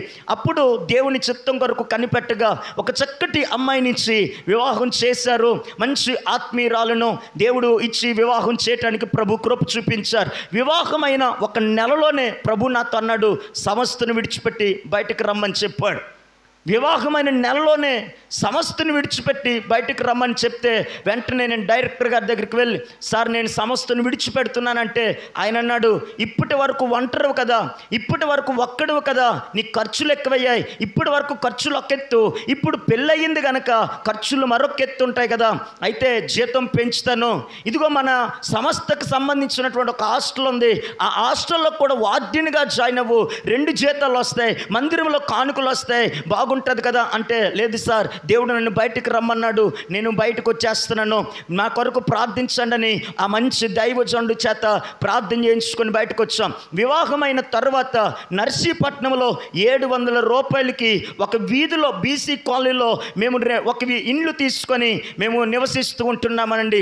నేను అనుకున్నాను ఒక చిన్న ధైర్యం ఏంటనంటే, పిల్లల వివాహమైన తర్వాతే వెంటనే ప్రభు సేవను అక్కడ సంస్థను విడిచిపెట్టమన్నాడు, మరి ఎక్కడ సేవ ప్రారంభించాలి చూపించలేదు కదా. మరి ఏ విధంగా మనకు రాబడి అనుకుంటే నాకు ఒక చిన్న ధైర్యం, నా భార్య పోలీస్ డిపార్ట్మెంట్లో ఒక చిన్న ఉద్యోగస్తురాలు కనుక నాకు ఒక ఆశ ఉంది, ఒక సంస్థను విడిచిపెడితేనేమైంది, నా భార్య ఉద్యోగస్తురాలు కనుక పర్లేదులే ముందుకు కొనసాగిపోదాం, ఇంటి రెంట్ కానీ తినటానికి కానీ అన్నీ పర్లేదు అనుకున్నాం. పిల్లరా, అలా నర్సీపట్నంలో 700 రూపాయలకు ఒక ఇల్లు తీసుకొని మేము నివసిస్తూ ఉంటున్నాం. పిల్లరా, నేను సంస్థను విడిచిపెట్టిన ఆ నెక్స్ట్ నెలలోనే నా భార్యతో ప్రభు అంటున్నాడు, నీవు కూడా ఉద్యోగాన్ని విడిచిపెట్టి సంపూర్ణ సేవకు రమ్మని. ఆమె 2-3 పర్యాయములు దేవుని మాట వింది. వెంటనే దేవుని మాట కట్టుబడి ఆమె కూడా ఉద్యోగాన్ని విడిచిపెట్టి సంపూర్ణ సేవలోనికి రావటానికి ప్రభు కృప చూపించారండి. ఇలా మేము ఇరువురం కలిసి సంపూర్ణ సేవలో ఉంటున్నాం. ఏ విధమైనటువంటి రాబడి మాకు ఏ విధముగా లేదు. నర్సీపట్నంలో 700 రూపాయలకి రెంట్ కట్టే పరిస్థితులు లేకపోతే 2-3 నెలలు ఇంటి వాండరు చూసేవాడండి. ఇంటి వాండరు చూసి ఇంటి వాండరు మరలా ఆయన చెట్టిబెల్లో ఉండేవాడు. నర్సీపట్నంలో ఒక ఇల్లు ఉంది వారికి. ఆ ఇంటి వాండరు చెట్టిబెల్ నుంచి నర్సీపట్నం వచ్చి అందరు వీధి వాళ్ళందరూ చూస్తుండగానే మమ్మల్ని రోడ్డు మీద నిలబెట్టి ఇష్టం వచ్చి తిట్టి బయటికి వెళ్ళిపోమని చెప్పేవాడండి. 2-3 నెలలు ఇంటి వాండరు రెంట్ కట్టలేని పరిస్థితిలో ఉంటే ఆయన తిట్టలు తిట్టి వెళ్ళిపోయే పరిస్థితులు ఏర్పడి వీధిలో వాళ్ళందరూ కూడా ఏదో గొడవ జరుగుతుంది, ఏవేదో అయిపోతుందని అందరూ కేకలు విని బయటకు వచ్చి చూస్తూ ఉంటే అందరి ముందు సిగ్గనిపించేదండి. తలదించుకొని ఏడ్చే పరిస్థితులు తప్ప తల ఎత్తుకొని ఉండేటువంటి పరిస్థితులు ఆ రోజు లేవండి. ఈ ఇంటి వాండరు తిట్టి వెళ్ళిపోయే సమయానికి మేమున్న పోర్షన్కి పక్క పోర్షన్కి ఒకే కరెంట్ మీటర్ అండి. ఇదిగో ఇంటి వాండరు రెంట్ కొరకు తిట్టి వెళ్ళిపోయేవాడు. పక్క ఇంటి వాళ్ళు మేము బిల్లు కట్టలేదని, వాళ్ళకు కూడా ఫైన్ పడిపోతుందని వాళ్ళు కూడా నానా రకాలుగా కలిగినటువంటి మాటలు అనేవారండి. ఇవన్నీ కూడా ఎంతగానో వేదనకు గురైపోతూ ఉండేవి. ఇదిగో వీధిలో అందరి ముందు కూడా అవమానపరచబడింది. అప్పటి వరకు దేవుని సేవకుడిగా ఉన్నానేమో, అప్పటి వరకు వీధిలోనికి వెళ్ళి సువార్త ప్రకటించాను. ప్రతి ఒక్కరింటికి వెళ్ళి, అమ్మా యేసు ప్రభు నమ్ముకోండి, అమ్మా యేసు ప్రభు మీ కష్టాలు తీరుస్తాడమ్మా, యేసు ప్రభు నమ్ముకుంటే యేసు ప్రభు మీకు సమాధానం ఇస్తాడమ్మా అని ప్రతి ఒక్కరింటికి వెళ్ళి దేవుని మాట చెప్పేవాడిని. ఎప్పుడైతే ఇంటి వాండరు వచ్చి ఎప్పుడైతే మమ్మల్ని వీధిలో పెట్టి తిట్టి వెళ్ళిపోయాడో అందరూ అమాంతంగా చూస్తూ ఉన్నారో మాకు సిగ్గు అనిపించి ఇంకా వీధిలో కూడా తల ఎత్తుకొని నడిచేటటువంటి పరిస్థితులు లేవండి. ఒకవేళ ఎవరింటికన్నా వెళ్ళి, అమ్మ యేసు ప్రభు నమ్ముకొని మీ కష్టాలు తీర్చివేస్తాడంటే ఆ కష్టాలు మాయి కాదు, కానీ కష్టాలు ఏయో ఆ యేసు బాబు మీ కష్టాల నుంచే తీసేమనండి. ఆ 700 రూపాయలకి ఇంటి రెంట్ కట్టలేనటువంటి వాళ్ళు మాకెందుకు చెప్తారనేటువంటి మాట అంటారేమోనేటువంటి ఆలోచించి ఇంకా ఆ వీధిలో తల ఎత్తుకొని వెళ్ళేటువంటి పరిస్థితులే లేవండి. ఇంకక్కడ అలా అవమానం జరిగిందని అక్కడి నుంచి ఖాళీ చేసి మరలా పీనారిపాలెం అనేటువంటిది మరొక కాలనీ ఉంది, మరొక కాలనీలోకి పీనారిపాలెం షిఫ్ట్ అయిపోయాం. అక్కడ కూడా ఇంటి రెంట్ కట్టకపోతే అక్కడ కూడా వాండర్ వచ్చి తిట్టుల మీద తిట్టులు అందరూ చూస్తుండగా మాటలని వెళ్ళిపోయేవాడండి. ఇలా ప్రతిరోజు జరుగుతూ వస్తూ ఉంటుంది. ఇంటి రెంట్ కట్టుకోలేనటువంటి జీవితం, అందరి ముందు అవమానపరచబడుతున్నటువంటి జీవితం, ఏడుస్తున్న రోజులే కానీ నవ్వుతున్న రోజులు మాత్రం లేవండి. మా అత్తగారిది నర్సీపట్నమే గనక మా అత్తగారికి సంబంధించినటువంటి తాలూకు వాళ్ళందరికీ తెలిసిపోయింది. ఇంటి రెంట్ కట్టుకోలేక రోడ్ల మీద పడుతున్నారని, తినటానికి తిండి లేక ఆకలితో ఉంటున్నారండి, కరెంటు బిల్లు కట్టుకోలేక నానా మాటలు పడుతున్నారని ఈ మాటలన్నీ కూడా మా అత్తగారి తాలూకు వారికి తెలిసి మా అత్తని ఎలా మాట్లాడుతున్నారు. ఇదిగో ఒక వివాహం పెళ్లి చేయాలంటే అటేడు తరాలు ఇటేడు తరాలు చూడాలంటారు. ఎటువైపు చూడకుండా ఒక దిక్కు మొక్కు లేనటువంటి వాడికి పిల్లనిచ్చి పెళ్లి చేస్తారు. ఒక ఆడపిల్ల పోషించలేని వాడికి ఎందుకు ఇచ్చి పెళ్లి చేశారని ఒక్కొక్క రకంగా మా అత్తగారికి సంబంధించిన వాళ్ళు మా అత్తగారిని మాట్లాడుతున్నారండి. ఆమె లోపల ఏడుస్తున్నవే తప్ప ఏ రోజు కూడా నవ్వేటటువంటి పరిస్థితులు లేవు. ఇదిగో నా భార్య కనబడితే నా భార్యని మాట్లాడేవారు. ఇదిగో ఎన్నో సంబంధాలు ఉద్యోగస్తులు వస్తూ ఉంటే ఎవరిని కాదనుకొని దేవుని నమ్ముకున్నాడు, సేవ చేస్తున్నాడు అనుకొని దేవుడి పిచ్చి పట్టి ఇదిగో నట్టింట జీవితాన్ని నడు రోడ్డు మీదకి ఇడ్చుకున్నావు, నీ బాధ నువ్వే అనుభవించు, నీ కష్టం నువ్వే పడు అని నా భార్యను కూడా మాటలంటూ ఉండేవారండి. నేను ఆ దారి గుండా అలా వెళ్తూ ఉంటే మా అత్తగారికి సంబంధించినటువంటి వారి మనుషులు కుటుంబస్తుల యొక్క ఇల్లులు కొంత రోడ్డు మీద ఉండేవి, షాపులు ఉండేవి. ఆ షాపులో కూర్చొని నేను రోడ్డు మీద నుంచి అలా నడుచుకొని వెళ్తే నన్ను ఆ మాత్రం దూరం గుండా నన్ను చూసి నేను వస్తున్నానని తెలిసి నన్ను ఇష్టం వచ్చినట్టు మాట్లాడేవారండి. ఎక్కడో ఉన్నవాడు ఇక్కడికి వచ్చి దాపరించి మా జీవితాలను, మా ఇంటి పరువును, మా యొక్క ఇదిని రోడ్డు మీదకి ఇడ్చాడు. బంగారం లాంటి పిల్లను వీడి చేతిలో పెడితే జీవితాన్ని నాశనం చేశాడు. ఒక ఆడపిల్ల పోషించలేనోడు ఎందుకు పెళ్లి చేసుకోవాలని ఇష్టం వచ్చినట్టు మాట్లాడడమే కాకుండా మరొక మాట అనేవారట, దేవుడంట, దేవుని సేవకుడంట, ఏం చేశాడంట, దేవుడి పేరు చెప్పుకొని ఇక్కడికి వచ్చి మనుషులు మోసం చేశారని నానా రకాలుగా మాట్లాడేవారండి. ఈ మాటలన్నీ కూడా హృదయంలో ఉండిపోయాయి. పెద్దలు అంటారు కదా, దెబ్బైనా మర్చిపోతామేమో కానీ మాటలైతే మాత్రం మర్చిపోలేమని. ఇలా ఎన్నో రాత్రులు నిద్ర లేనటువంటి రాత్రులు, ఎన్నో రాత్రులు తిండి లేనటువంటి రాత్రులు, ఎన్నో రాత్రులు వ్యాధన పడినటువంటి రాత్రులే తప్ప ఆనందించినటువంటి రాత్రులు లేవండి. ఇవన్నీ నా కళ్ళ ముందు కనబడుతూ ఉంటే అప్పుడు నాకు అనిపించింది, బ్రతకటం కంటే చావటమే మంచిదనుకుంటా. నేనొక్కడిని బ్రతకటం వల్ల దేవునికి అవమానకరం, నేనొక్కడిని బ్రతకటం వల్ల దేవుని తక్కువగా మాట్లాడుతున్నారు, నేనొక్కడిని బ్రతకటం వల్ల మా అత్తగారిని మాట్లాడుతున్నారు, నేను ఒక్కడిని బ్రతకటం వల్ల నా భార్యను మాట్లాడుతున్నారు. నేను బ్రతికి ఇంతమందికి అవమానకరాన్ని తీసుకొని రావటం అవసరమా అనుకొని ఒకరోజు ఆలోచించి ఒక సాయంత్రపు వేళ మెడికల్ షాప్కి వెళ్ళి ట్యాబ్లెట్స్ తీసుకొని ఒక చోట దాచుకొని ఇంటికి వచ్చానండి. రాత్రి అందరూ పడుకుండిపోయిన వేళలో సాయంత్రం ఎక్కడైతే ప్రియరా ట్యాబ్లెట్స్ తీసుకొని దాచుకున్నానో ఆ ట్యాబ్లెట్స్ దగ్గరికి వెళ్ళి ఒక మధ్యరాత్రి వేళలో ఆ ట్యాబ్లెట్స్ తీసుకొని నర్సీపట్నంలో మహారాణి బట్టల షాప్ ఉండేది గతంలో. ఆ మహారాణి బట్టల షాప్ ఎదురుగుంట కార్లు స్టాండ్ ఉండేది. ఆ కార్లు స్టాండ్ దగ్గర కూర్చున్నానండి. ఇంకా నేను చనిపోదాం అనుకొని తీర్మానించుకున్నాను. నేను బ్రతకటం కంటే చావటమే మంచిది అని అనుకున్నాను. ఇంకా చనిపోవటానికి ట్యాబ్లెట్స్ పట్టుకొని మహారాణి బట్టల షాప్ ఎదురుగుంట కార్లు స్టాండ్ దగ్గర మధ్యరాత్రి వేళలో కూర్చున్నాను. ఆ రాత్రి పోలీసులు అటు ఇటు తిరుగుతుంటున్నారు ఆర్న్స్ కొట్టుకొని. ఒకవేళ నా దగ్గరకు వచ్చి ఎవరు నువ్వు, ఎందుకున్నావు ఈ రాత్రి ఇక్కడ అని అడుగుతారేమో అనేటువంటి ఆలోచనతో ఆ కార్లు స్టాండ్ దగ్గర నుంచి కొంచెం ముందుకొచ్చి వెనకన ఎంఆర్ ఆఫీస్ ఉంటుందండి. ఎంఆర్ ఆఫీస్ లోపల చెట్టు ఉంది, మర్రి చెట్టు ఉంది, చుట్టూ దిమ్మ ఉంటుంది. ఆ లోపలికి వెళ్ళి కూర్చొని చివరిగా దేవుడి దగ్గర ఒక ప్రార్థన చేసుకోవడానికి సిద్ధపడిపోయాను. ఏంటో తెలుసా, ప్రభువా ఈ రాత్రి నేను చనిపోతాను, బ్రతికైతే మాత్రం మీ పేరు చెడగొట్టలేను, బ్రతికైతే నా వల్ల ఇంతమంది బాధపడటం నా వల్ల కాదు అని దేవుడి దగ్గర ప్రార్థన చేసుకుంటున్నాను. నాకు తెలుసు ఆ రాత్రి చచ్చిపోతే నేను నరకానికి పోతాను అని. ఎందుకో తెలుసా పిల్లరా, ఆ రాత్రి నేను చనిపోతే ఎందుకు నరకానికి పోతానంటే నేను తీసుకునేటువంటి మరణం బలవంతపు మరణం గనక. అందుకనే బైబిల్ చెప్తూ ఉంటుంది, బలవంతపు మరణం అది దుష్టుడు ప్రేరేపించినటువంటిది, ఆత్మహత్య అనేటువంటిది అది దుష్టుడు ప్రేరేపించినటువంటిది. ఈ బలవంతపు మరణం ఆత్మహత్య ద్వారా ఎవరు చనిపోయినా వారు ఉన్న పాటునే నరకానికి పోతారు కనుక నేను అప్పటికే సేవకునేమో ఎన్నో స్థలాల్లో ఇదిగో బలవంతపు మరణం నరకానికి దారి తీస్తుందని అప్పటికే సేవలో ఉండినప్పుడు చెప్పానేమో. ఆ చివరికి బలవంతపు మరణం ఎవరి దగ్గరికి వచ్చిందంటే నా దగ్గరికే వచ్చింది. నాకు తెలుసు చనిపోతే నరకానికి పోతానని. అప్పటికీ దేవుడితో అంటున్నాను, నరకానికి పోయినా పర్లేదయ్యా, కానీ బ్రతికి మీ పేరు చెడగొట్టడం నా వల్ల కాదంటున్నాను. నేను నరకానికి పోయినా పర్లేదు, బ్రతికి నా అన్నవారిని ఇంతమందిని బాధ పెట్టి రోడ్డు మీద కేడ్చడం నా వల్ల కాదని దేవుడి దగ్గర ప్రార్థన చేసుకుంటున్నాను. చివరిగా ప్రార్థన చేసుకుంటే ఆ మధ్యరాత్రి వేళ 12:30 1 గంట టైంలో పిల్లరా ఒక స్వరం నాకు వినబడుతూ ఉంటుంది. అమ్మా డోర్లో గడిచి దేవునికి స్తోత్రం కలుగునుగాక. ఆ మధ్యరాత్రి వేళ ఒక స్వరం నాకు వినబడుతూ ఉంటుంది. ఏమనంటే, ఇందుకేనా నేను నిన్ను బ్రతికించదనే మాట. దేవుడు మాట్లాడుతుంటున్నాడు. నేను లోపల కుమిలిపోయి ఏడుస్తూ ఇంక చనిపోదామని నిర్ణయించుకున్న సమయంలో దేవుడు నన్ను చూశాడు. బైబిల్ చెప్తూ ఉంటుంది కదా, ఇదిగో తల్లి గర్భమందు పిండముగా రూపింపబడక మునిపే నేను నిన్ను ఎరిగి తిని అని బైబిల్ చెప్తూ ఉంటుంది.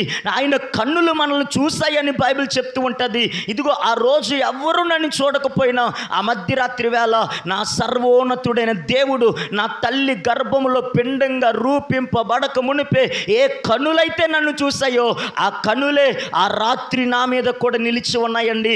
చనిపోదామని నేను చావుకు దగ్గరగా వెళ్ళిపోయినప్పుడు దేవుడు నాతో మాట్లాడుతున్నాడు, ఇందుకేనా నేను నిన్ను బ్రతికించేదని.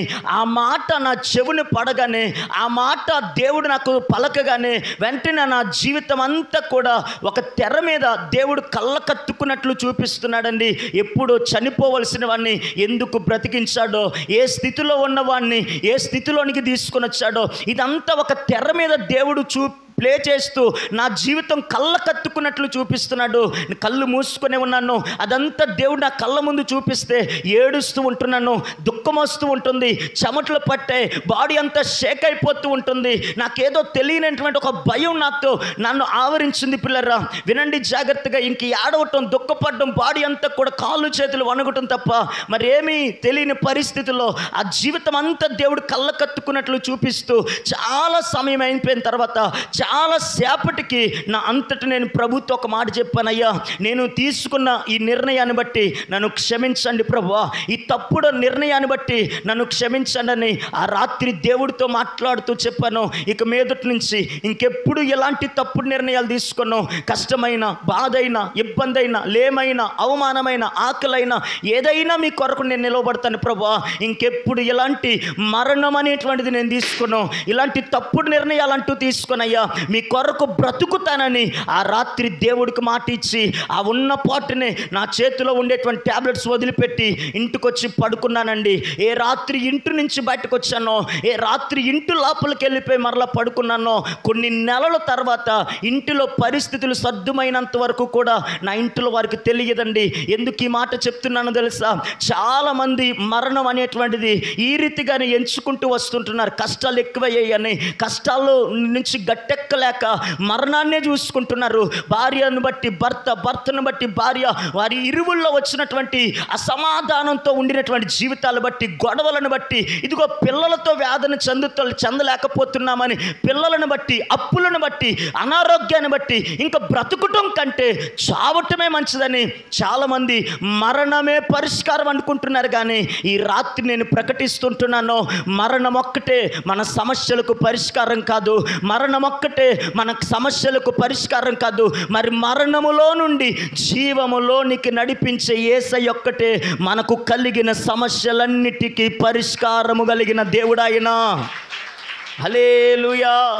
ఆయన మనల్ని మరణములో నుండి జీవములోనికి నడిపించగలిగిన దేవుడైనా, మన కష్టాల నుంచి విడిపించగలిగినటువంటి దేవుడైనా, ఎప్పుడైతే ఆ రాత్రి దేవుడితో మాటిచ్చి, దేవుడి దగ్గర ప్రార్థన చేసి, దేవుడి దగ్గర క్షమాపణ అడిగి, కష్టమైన మీ కొరకు నిలబడతానని ఎప్పుడైతే ట్యాబ్లెట్స్ వదిలిపెట్టి ఇంటికెళ్ళి దేవుని నేను పడుకున్నానో, ఆ రోజు నుంచి దేవుడు దీవించడం ప్రారంభించాడండి. ఆ రోజు నుంచి అంచులంచుల మట్టుకు వర్ధిల్లటం ప్రారంభించాడండి. సేవలను దేవుడిచ్చాడండి, మందిరాలను దేవుడిచ్చాడండి. అనేక స్థలాల్లో ఇప్పటికే ఆంధ్ర, ఒరిస్సా, తెలంగాణ ఈ 3 రాష్ట్రాల్లో వేల మంది, 25,000 మంది, 10,000 మంది, 15,000 మంది, 5,000 మంది, 2,000 మంది, 10ల సంఖ్యలో ఇలా కొన్ని వేల మంది కలిగినటువంటి సభ్యుల మధ్య కూడా వర్తమానం అందించినటువంటి ఈ దీనుడకు ఎప్పుడో చనిపోవలసిన వాడిని బ్రతికి ఈరోజు దేవుడి కొరకు నిలబెట్టాడండి. యేసయ్యకు మాత్రమే మహిమ కలుగునుగాక. పిల్లరా, ఇదిగో రెంట్ కట్టుకుందాం, ఒక 700 రూపాయలు ఉంటే అనుకునేటువంటి ఒకప్పుడు జీవితం ఎప్పుడైతే దేవుడు దీవించడం ప్రారంభించాడో ఇప్పటికీ రెంట్ కట్టుకునే పనే లేకుండా దేవుడు చేశాడండి. హల్లెలూయా.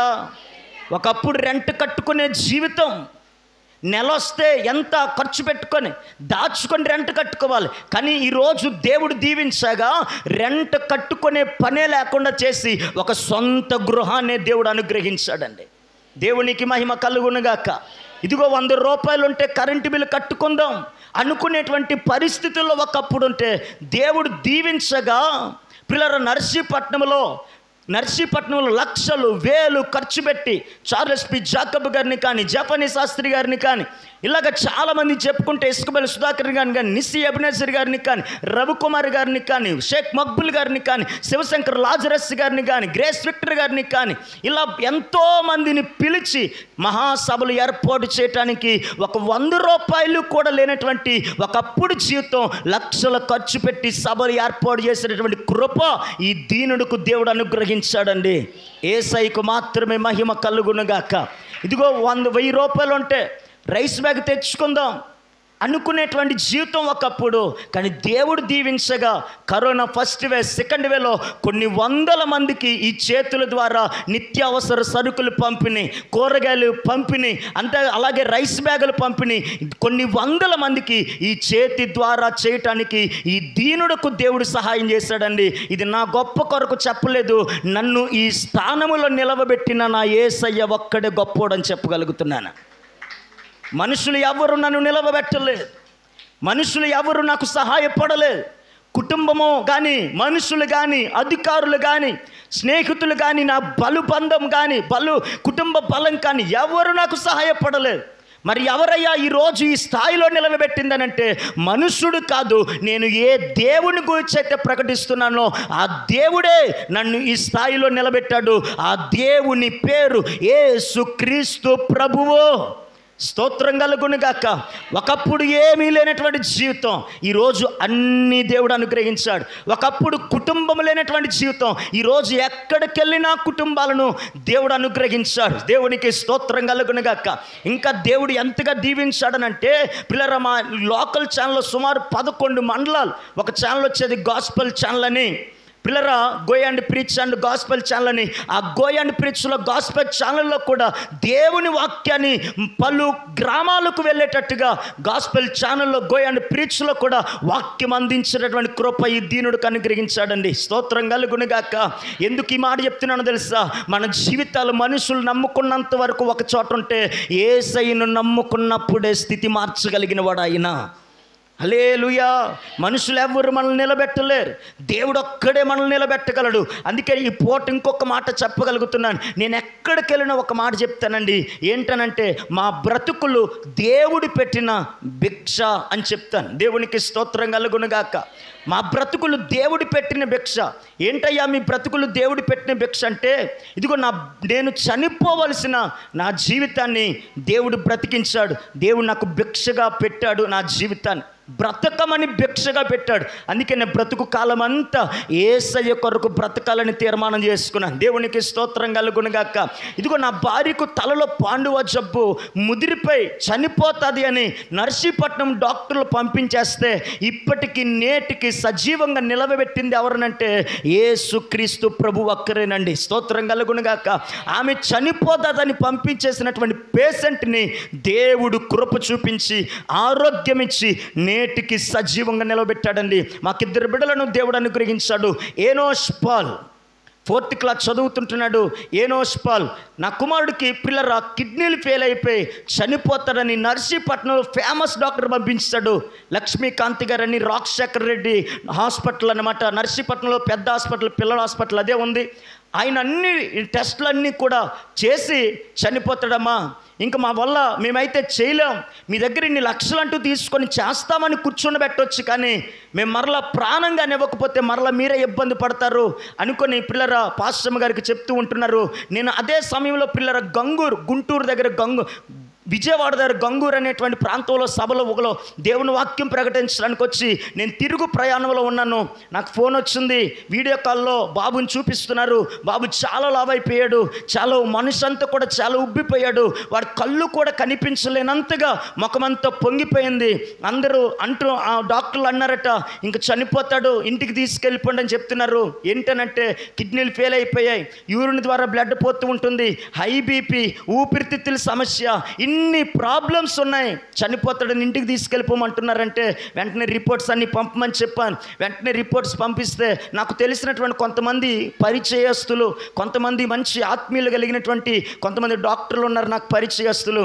పిల్లరా ఆ డాక్టర్లకు నేను పంపించాను. సార్ ఏంటి ప్రాబ్లం ఏంటి అని అడిగితే డాక్టర్లు అన్నారు, అయ్యా మీకే డాక్టర్ అయితే చెప్పాడో అదే మేము చెప్పగలం, బిడ్డ అయితే మాత్రం బ్రతకడు, కానీ ఒక చిన్న సలహా అయితే మేము ఇవ్వగలం అన్నారు. ఏంటి సార్ చెప్పండి అంటే, వెంటనే వాళ్ళు చెప్పిన మాట ఏంటంటే, ఇంటి దగ్గర బాబు నుంచుకొని ఇంటి దగ్గర ప్రాణాలు పోగొట్టుకునే కంటే ఒకవేళ ఇంటి దగ్గరే బాబు నుంచి ప్రాణం పోతే నలుగురు నోటంటే ఏమంటారో తెలుసా, ఇదిగో కన్న కొడుకుని ఇంటి దగ్గరే పెట్టి హాస్పిటల్కి తీసుకుని వెళ్లకుండా ఇంటి దగ్గరే ఉంచి ప్రాణం పోగొట్టారు, చంపేశారు, ఎక్కడికి హాస్పిటల్కి తీసుకుని వెళ్ళి చూపించలేదనే మాట మీరు పడిపోతారు కనుక ఇదిగో ఏదోటి జరుగుతుంది, మీరు కేజెచ్కి తీసుకుని వెళ్ళిపోండి, మీరు ఎక్కడికి తీసుకుని వెళ్ళినా కానీ డబ్బులు తినేస్తారు 30-40 లక్షలు, కానీ బ్రతకడు మనిషి అని డాక్టర్ చెప్తూ ఏమన్నాడనంటే, కేజెచ్కి తీసుకుని వెళ్ళిపోయి అక్కడ జాయిన్ చేయండి, ఏదొక్కటి అవుతే అదే అవుతుంది, ఇంకేది చేయలేం అని డాక్టర్లు చిన్న సలహా ఇస్తే వెంటనే నేను తుల్లో దిగవలసినటువంటి నా ప్రయాణం వెంటనే మరలా మన చర్చ్ బిలీవర్స్కి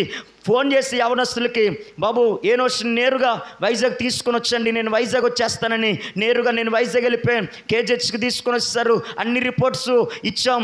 డాక్టర్లు 2-3 రోజుల వరకు అతడికి అంత సీరియస్ అయినా కానీ ట్రీట్మెంట్ చేయలేదు. ఎందుకో తెలుసా, హై బీపీ కంట్రోల్ అవుతేనే కానీ ట్రీట్మెంట్ చేయమని వాళ్ళు అంటుంటున్నారు. లోపల బాబు ఇంజక్షన్లతో ఉంటే, లోపల బెడ్ మీద ఉంటే, లోపల ఐసీలో ఉంటే, మేము బయట మాత్రం ఒకటే, మమ్మల్ని ఎవరు చూస్తున్నారో చూడలేదు తర్వాత సంగతి మమ్మల్ని ఏమనుకున్నా, ఒకటే మేము బయట మోకరించి చాపేసుకొని ఏడవటం తప్ప మరొకటి ఏమీ లేదు. దేవుడి దగ్గర ఒకటే అడిగాం, ప్రభువా ఆ కుమారుని చిన్న వయసులోనే మీ సేవకు మేము ప్రతిష్ఠించాం, నీ కొరకు మేము సమర్పించాం కనుక అతన్ని నువ్వు బ్రతికిస్తే కుమారుణ్ణి మీ సేవలో వాడుకోండి ప్రభు అని ఎప్పుడైతే దేవుడి దగ్గర ఇంకా ఏడుస్తూ, లోపల వైద్యం బయట ఏడుపు తప్ప మరొకటి ఏమీ లేదండి, కానీ కృప కలిగినటువంటి దేవుడు కేజెచ్లో 2 వారాలకు పైగా ఉన్నాం, కానీ కృప కలిగినటువంటి దేవుడు మా ప్రార్థన ఆలకించి సజీవంగా దేవుడు ఇంటికి తీసుకుని వచ్చాడండి. స్తోత్రం కలుగునుగాక. హల్లెలూయా. పిల్లరా, ఏ డాక్టర్ అయితే చనిపోతాడని పంపించేశారో అదే డాక్టర్ దగ్గరికి మరలా తీసుకొని వెళ్ళి చెకప్ చేస్తే అన్ని నార్మల్ రిపోర్ట్స్ దేవుడు అనుగ్రహించాడండి. స్తోత్రం కలుగునుగాక. ఒక మాట ఇంకొక మాట చెప్తున్నాను. పాప ఇమ్లా షారోన్ పాప నెల వయసులో చనిపోయింది. మనకి ఏజెన్సీలో లంబసింగ్ ఏరియాలో ఒక పరిచర్య ఉంది.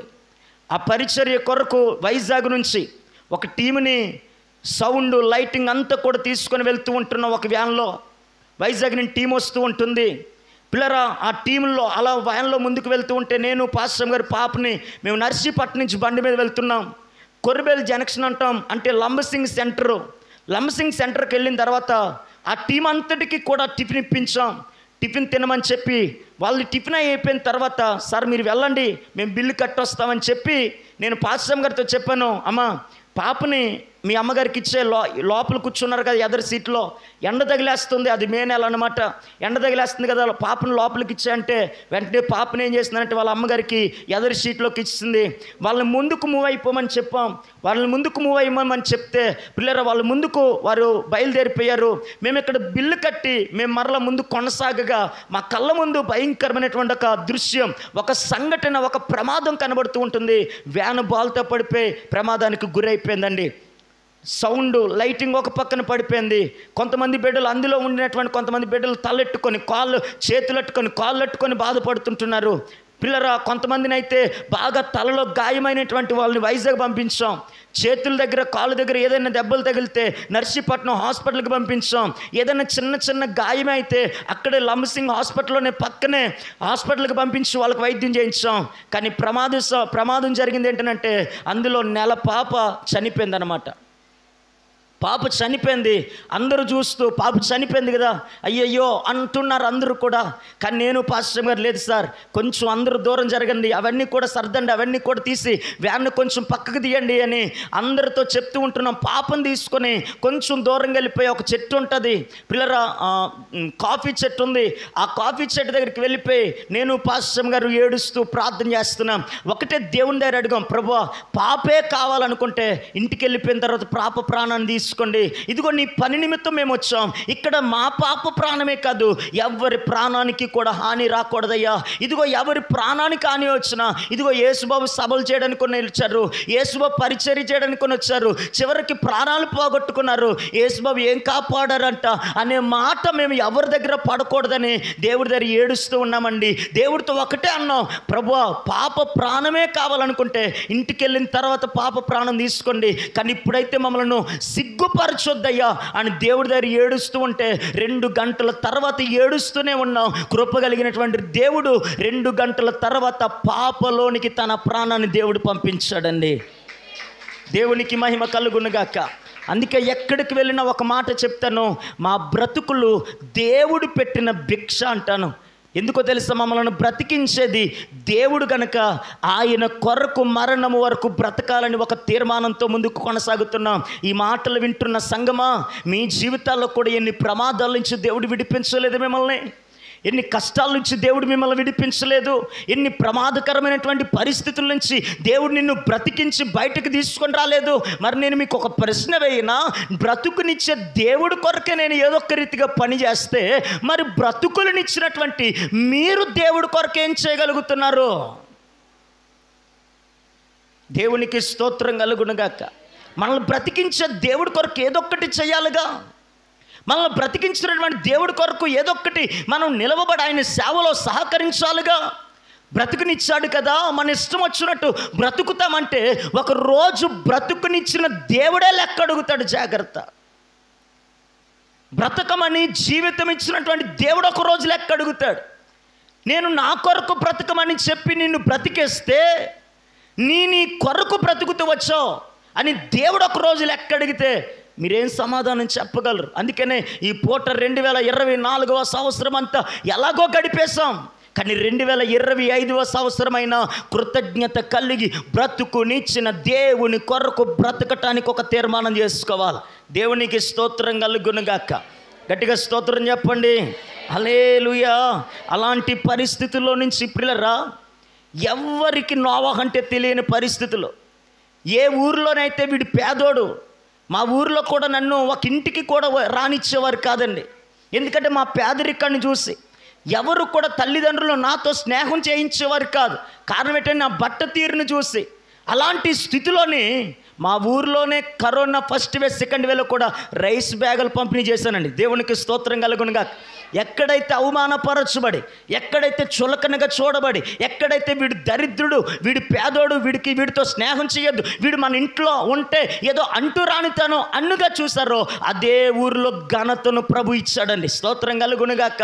ఆ ఊరిలో అడుగు పెడితే చాలామంది నన్ను ప్రేమించేటటువంటి, గౌరవించినటువంటి ఒక్కొక్కరు చాలామంది వస్తారండి. ఆ ఊరిలో ఏ కార్యక్రమం జరిగినా నాకు ఖచ్చితంగా కబురు వస్తుంది. అలాగా ప్రభు దీవించడం ప్రారంభించాడు. ఎందుకు ఈ మాట చెప్పగలుగుతున్నాను తెలుసా? పెంట కుప్పల మీదున్న దీనులను పైకు లేవనెత్తగలిగిన వాడు ఈ రాత్రి మనము ఆరాధిస్తున్న యేసుక్రీస్తు ప్రభు ఒక్కడే. స్తోత్రం కలుగునుగాక. హల్లెలూయా. అందుకే నేను చెప్పగలుగుతుంటున్నాను, నన్ను ఎవరయ్యా బ్రతికించదని మీరు అడిగితే నన్ను బ్రతికించింది యేసుక్రీస్తు ప్రభువే అని చెప్పగలుగుతున్నాను. మీకు తిండి పెట్టి మిమ్మల్ని పోషిస్తున్నది, మీకు అన్ని విధాలుగా సహాయపడింది ఎవరయ్యా అనంటే నేను ప్రకటించినటువంటి యేసుక్రీస్తు ప్రభు ఒక్కడే. ఈ మాటలు వింటున్న నా ప్రియ దేవుని బిడ్డలారా, మీ జీవితాల్లో కూడా స్థితి మార్చబడాలి అనంటే, స్థానం మార్చబడాలి అనంటే, బ్రతుకు మార్చబడాలి అనంటే ఈ రాత్రి ఏ దేవుడైతే నన్ను బ్రతికించి, ఏ దేవుడైతే నా స్థితిని మార్చాడో ఆ దేవుని కొరకు నీ హృదయంలో స్థానం ఇవ్వగలిగితే నా దేవుడు తప్పక నీ స్థితిగతులను కూడా మార్చగలిగిన దేవుడాయినా. హ్యాపీ క్రిస్మస్ చెప్పండి. Happy Christmas. ఇది క్రిస్మస్ కూడికే కదా, చెప్పండి హల్లెలూయా. సుమారు 1వ తారీఖు నుంచి నవంబర్ 30వ తారీఖు నుంచి ఈ నెల 3-4 తారీఖుల వరకు కూడా ఖాళీ లేనటువంటి, విరామం లేనటువంటి పరిచర్యను దేవుడు అనుగ్రహించాడు. ఇంకెప్పుడు కూడా కొన్ని వందల కిలోమీటర్లు, ఇప్పటి వరకు కొన్ని వందల కిలోమీటర్లు ప్రయాణిస్తూనే వచ్చా. ఒక మాట మీతో చెప్పగలుగుతుంది ఏంటో తెలుసా? మనము దేవుని కొరకు నిలబడితేనండి దూత మనల్ని దర్శిస్తాడు. స్తోత్రం కలుగునుగాక. చాలా చెప్పాలి క్రిస్మస్ సందేశంలో, కానీ నా అంశం అది కాదు. మన దైవజనులు స్టీఫెన్ గారు చక్కటి విషయాలు మాట్లాడారు. ఒక 5-10 నిమిషాలు నేను కొన్ని మాటలు మిమ్మల్ని బలపరచుటకు క్రిస్మస్ సందేశంలో కొన్ని విషయాలు నేను మాట్లాడి ముగించేస్తాను. స్తోత్రం చెప్పండి. ఎంతమంది భోజనం చేస్తారో వాళ్ళందరూ స్తోత్రం చెప్పండి. వాళ్ళు ఎక్కువ ఉన్నారు. హల్లెలూయా. భోజనం చేసే వాళ్ళందరూ ఎక్కువ ఉన్నారు. ఈ మధ్య ఎక్కువ కోటాలన్నీ కూడా బాగా తగిలే పెట్టానంటే భోజనం అయిపోయిన తర్వాత మందిరంలోకి వచ్చి కూర్చుంటున్నారు, సభలోనికి వచ్చి కూర్చుంటున్నారు. అప్పుడు నేను ప్రకటన చేస్తున్నాను, ఇంక ఇప్పుడు మా పాస్టర్ గారు కూడా మమ్మల్ని ఏం కంగారు పెట్టరు. కారణం ఏంటంటే, సార్ ఉడికింది చల్లారిపోతుంది, వాళ్ళు ఎవరో తినట్లేదు అనేటువంటి మాటలు కంగారు పెట్టరు. ఎందుకంటే అందరూ భోజనం చేసి వచ్చారు, పర్లేదు ఎంతసేపటి వరకు చెప్పినా పర్లేదనని కొన్ని స్థలాల్లో ప్రకటన చేస్తే అందరూ అన్నారు, పర్లేదు సార్ మీరు చెప్పండి మేము నిద్రపోతామన్నారు. హల్లెలూయా. అంటే మేము ఎంతసేపు చెప్పినా మీరు అలా ఉండరుగా. హల్లెలూయా. మనిషికి కొంత సమయం అంటూ ఉంటుంది వినికిడి శక్తి పనిచేసేంత వరకు. తర్వాత నుంచి ఇంకంతే, మీరు ఎంత బల్లగుద్దే ప్రసంగాలు వచ్చినా కానీ మీ మనసు అంతా కూడా ఇంకంతే సంగతులు. దేవునికి స్తోత్రం కలుగునుగా. రండి దేవుని వాక్యంలో ఒక మాట చదువుకుందాం. లూకాసు వార్త 2వ అధ్యాయం. లూకాసు వార్త 2వ అధ్యాయం 8వ వచనం దగ్గరికి రండి. కొందరు గొర్రెల కాపర్లు పొలములో ఉండి తమ మందను కాచుకొనుచుండగా ప్రభువు దూత వారి యొద్దకు వచ్చి నిలిచెను. ప్రభువు మహిమ వారి చుట్టూ ప్రకాశించిన. చాలు. దూత రావటం, దూత దర్శించటం, దేవుని మహిమ ప్రకాశించటం. వినండి జాగ్రత్తగా. నేను ఈ ఒక్క వచనంలో 3 విషయాలు మాట్లాడుతాను. నేను ప్రసంగం అయిపోయిన తర్వాత, ఈ మాటలు అయిపోయిన తర్వాత మిమ్మల్ని అడుగుతాను. ఎవరిని అడుగుతానన్నా తెలియదు కానీ మిమ్మల్ని అడుగుతాను, ఖచ్చితంగా అడుగుతాను. మీరు చెప్పాలి. హల్లెలూయా. మరి అన్ని గంటల్లో ప్రయాణం చేసి మీ మధ్యలోనికి వచ్చి అంత దూరం నుంచి పాస్టర్ గారు నన్ను రప్పించారంటే మీరు వినకంటుంటే ఎలాగా? దేవునికి స్తోత్రం కలుగునుగాక. హల్లెలూయా. బైబిల్ చెప్తున్న మాట ఇదిగో, ఆ దేశంలో కొందరు గొర్రెల కాపర్లు పొలములో ఉండి రాత్రి వేళ తమ మందను కాచుకొని చుండగా ప్రభువు దూత వారి మధ్యలోనికి వచ్చి నిలిచెను. ప్రభు యొక్క మహిమ వారి చుట్టూ ప్రకాశించెను. వచ్చింది దూత.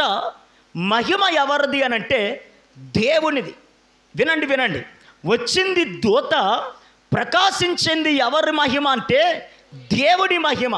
నిలవబడి మాట్లాడుతున్నది దైవజనుడు అయితే మాట్లాడి ప్రకటించబడుతున్న వాక్కు ఎవరిది అనంటే దేవునిది. స్తోత్రం కలుగునుగాక.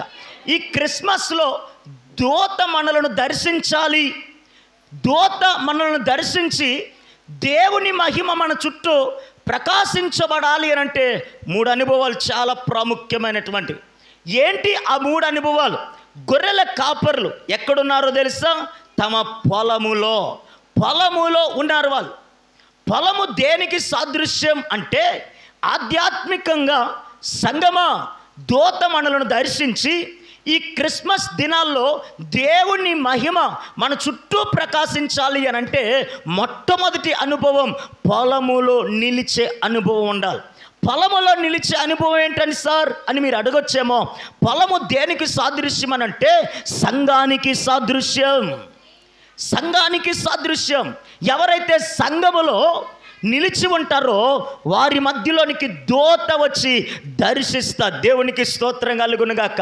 వారి చుట్టూ దేవుని మహిమ ప్రకాశిస్తూ ఉంటారు. అందుకే ప్రతి ఒక్కరూ ఎక్కడ నిలిచి ఉండాలో తెలుసా? ఎక్కడ నిలిచి ఉండాలని అంటే సంఘములో నిలిచి ఉండాలి. ఎక్కడ నిలిచి ఉండాలి? సంఘములో నిలిచి ఉండాలి. నేను ఒక మాట మీతో చెప్తూ ఉన్నాను, వినండి. సంఘములో నిలిచి ఉండటం వేరు, మందిరములో నిలిచి ఉండటం వేరు. గుడిలో నిలిచి ఉండటం వేరు, సంఘములో నిలిచి ఉండటం వేరు. సంఘము ఎవరిది అనంటే దేవుడు తన స్వరక్తమిచ్చి సంపాదించుకునేటువంటిది. వినండి జాగ్రత్తగా. సంఘములో ఉన్నవాడు కొన్ని నియమాలు ఉంటాయి. సంఘములో ఉండినటువంటి వాడు తప్పకుండా రక్షణ అనుభవంలోనికి రావాలి. సంఘములో ఉండినటువంటి వాడి సంఘ బాధ్యతలు కలిగి ఉంటాడు.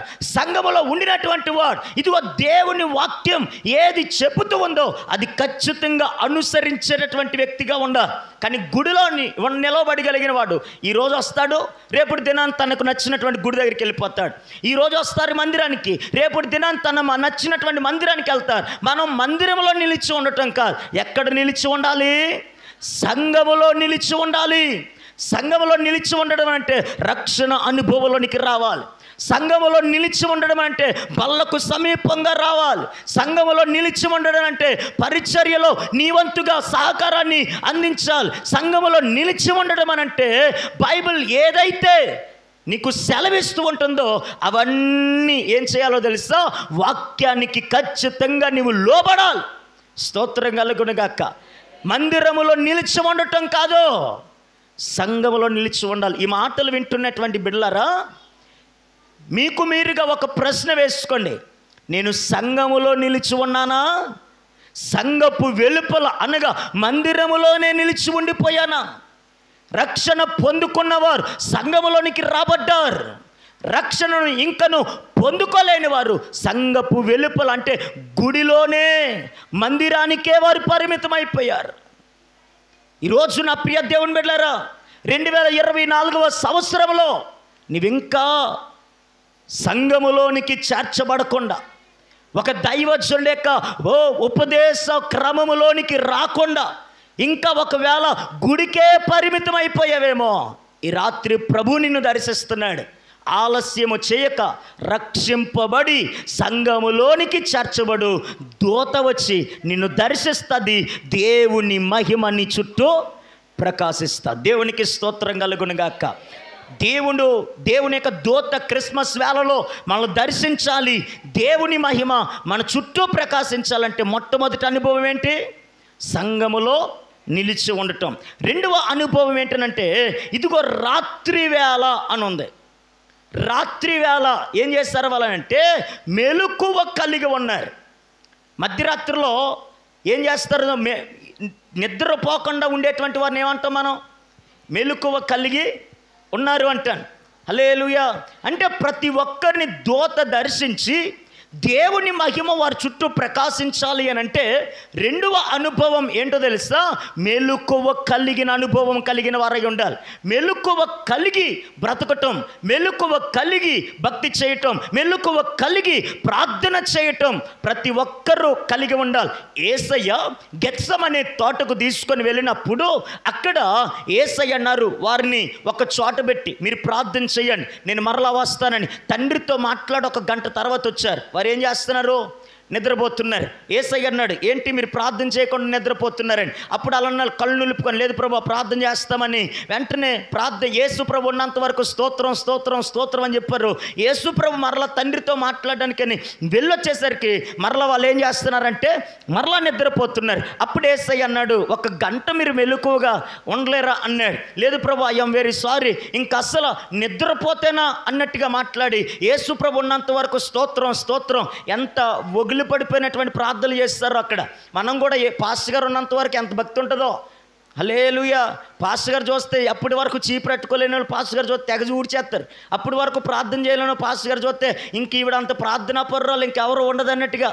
అప్పటి వరకు అబ్బాయి ఏముండదు, కానీ పాస్టర్ గారు కనబడేసరికి మాత్రం యాక్టింగ్ అన్నమాట కొంతమందికి. స్తోత్రం కలుగునుగాక. వీళ్ళది కూడా అలాగే జరిగింది. యేసుప్రభు ఉన్నంత వరకు స్తోత్రాలు. యేసుప్రభు కొంచెం మరలా ఆయన సమయం ఆయన స్థలం దాటి తండ్రితో మాట్లాడుకోవడం కొంచెం దూరం వెళ్ళేసరికి మరలా వీళ్ళు నిద్రపోతున్నాడు. యేసయ్య వచ్చాడు. అప్పుడు అన్న మాట్లాడు తెలుసా? ఇదిగో మీరు శోధనలోనికి ప్రవేశింపకుండునట్లు మెలకువ కలిగి ప్రార్థన చేయండి అన్నాడు.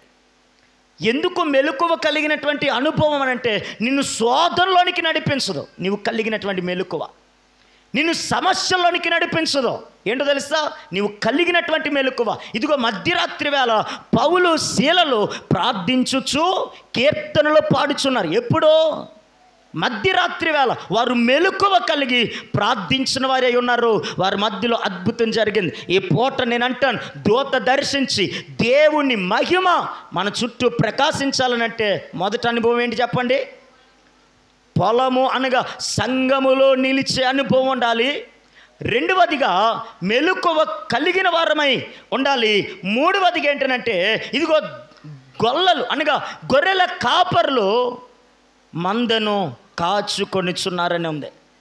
మందను కాచుకునేది మనకు ఆధ్యాత్మికంగా ఏ అనుభవం అంటే పొలములో నిలిచి ఉన్నవారు, మెలకువ కలిగిన వారు ఖచ్చితంగా పరిచర్య అనుభవంలోనికి రాగలిగిన వారై ఉండాలి. స్తోత్రం కలుగునుగాక. కాచిన వారనంటే పరిచర్య చేయువారు, పరిచర్యకు సహకరించువారు, పరిచర్యలో తమ వంతుగా ఇచ్చినవారు, పరిచర్య కొరకు వారు నిలవబడగలిగిన వారమై ఉండాలి. స్తోత్రం కలుగునుగాక. అంటే పరిచర్య అనుభవం ఖచ్చితంగా సంఘములో నిలవబడిన వారికి చాలా ప్రాముఖ్యం. హల్లెలూయా, హల్లెలూయా. ఈ క్రిస్మస్ వేళ దూత మనలను దర్శించాలి.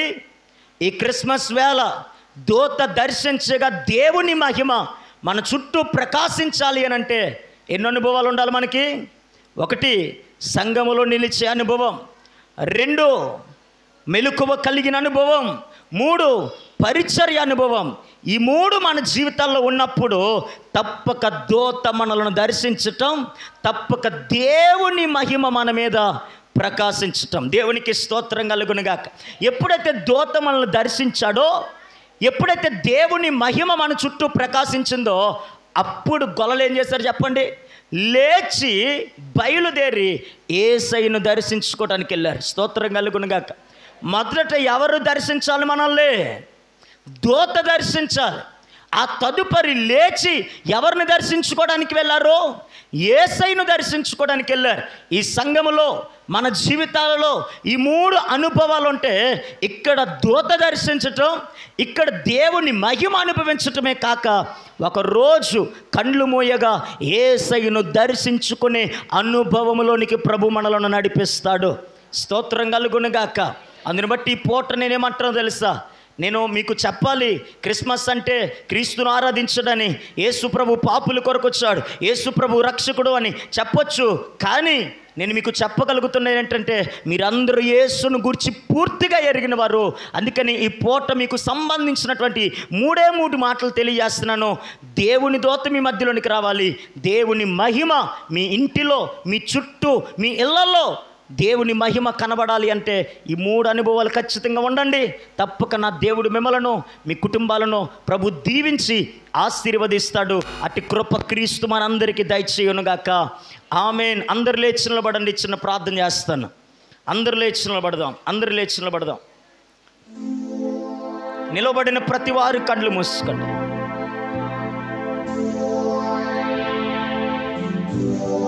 అందరు కళ్ళు మూసుకోండి. లోపల ఉన్నవారు కూడా, బయట ఉన్న వాళ్ళు కూడా లోపలికి రండి. బయట ఎంతమంది ఉన్న అందరు లోపలికి రండి. మీ అందరి కొరకు నేను ఒక చిన్న ప్రార్థన, చివరి ప్రార్థన చేయబోతున్నాను మీ కొరకు. ఈ రాత్రి ప్రభు మనతో మాట్లాడారు. ఈ రాత్రి పరిశుద్ధ ఆత్మ దేవుడు మనల్ని దర్శించాడు. అందరూ లోపలికి వచ్చి కండ్లు మూసుకొని ఈ క్రిస్మస్ వేళ పరిశుద్ధాత్మ దేవుడు తన దాసుడు నోటంట పలికినటువంటి మాట నీ కుటుంబానికి, నీకును, నీ యొక్క ఆత్మీయ జీవితానికి క్షేమాభివృద్ధి కలిగినటువంటిదిగా ఉంది. నేను నమ్ముతున్నాను. ఇదిగో 2024లో చూడనటువంటి అద్భుతాలు నేను నమ్ముతున్నాను. యేసయ్య యందు విశ్వాసం ఉంచి, యేసయ్య యందు నీవు నిలిచి ఉండగలిగిన వ్యక్తిగా ఉంటే 2025లో నా దేవుడు ఘనమైన కార్యాలు నా ప్రభు చేయబోతున్నాడు. హల్లెలూయా, హల్లెలూయా, హల్లెలూయా, హల్లెలూయా, హల్లెలూయా. అందరూ ప్రార్థన చేయండి అమ్మా. అందరూ ప్రార్థన చేయండి. ఈ రాత్రి దేవుడు ఎవరు అని అంటే, పెంట కొప్పుల మీద ఉన్న దీనులను పైకి లేవనెత్తగలిగిన వాడని. దేవుడు ఎవరు అని అంటే, జీవములోనికి నడిపించువాడని. దేవుడు ఎవరు అని అంటే, అందరు విడిచినా దేవుడు మాత్రం విడిచి పెట్టని వాడు అని. ఈ పూట దేవుడే మనతో మాట్లాడి ఉన్నాడు. ఈ క్రిస్మస్ వేళ ఈ రాత్రే దూత మనలను దర్శించి, ఈ రాత్రే దూత మనల్ని దర్శించి శుభవచనం ప్రకటించాలి అని అంటే, శుభవార్తను మన యొద్దకు తీసుకొని రావాలి అని అంటే 3 అనుభవాలు. సంఘములో నిలిచి ఉండు, సంఘానికి దాటి వెళ్ళకు, సంఘపు వెలుపల బ్రతకకు, సంఘములో నిలిచి ఉండి దైవ జనుడు యొక్క ఉపదేశ క్రమములో నిలవబడు. ఇదిగో గబ్రియేలు దూత దర్శించినట్లుగా ఈ పూట దూత నిన్ను దర్శించి నీ సమస్య ఏంటో ఎరిగి నీకంటూ ఒక శుభవర్తమానాన్ని తీసుకొని రాబోతున్నాడు. ఇదిగో ఆయనకిష్టమైన ప్రజలకు భూమి మీద సమాధానము కలుగునుగా కనే వార్తని నీవు వినాలి అనంటే ఈ రాత్రి సంఘములో నిలిచి ఉండు. సంఘములో నిలిచి ఉండు. మెలకువ కలిగి ప్రార్థన చేయి. పరిచర్య అనుభవంలో ఉండు. నా దేవుడు తప్పక నిన్ను దర్శించబోతున్నాడు. హల్లెలూయా, హల్లెలూయా, హల్లెలూయా, హల్లెలూయా, హల్లెలూయా. కష్టములో నష్టములో నా తోడు ఉన్నావు, వేదనలో ఆ వేదనలో నా చెంత ఉన్నావు. కష్టములో అందరూ పాడుదాం చప్పట్లు కొడుతూ. తోడు ఉన్నావు, వేదనలో ఆ వేదనలో నా చెంత నిందావు. అడిగిన వారికి ఇచ్చేవాడవు, వెతికిన వారికి దొరికే వాడవు. అడిగిన వారికి ఇచ్చేవాడు, వెతికిన వారికి దొరికేవాడు. తట్టిన వారికి తలుపులు తెరిచే దేవుడవు.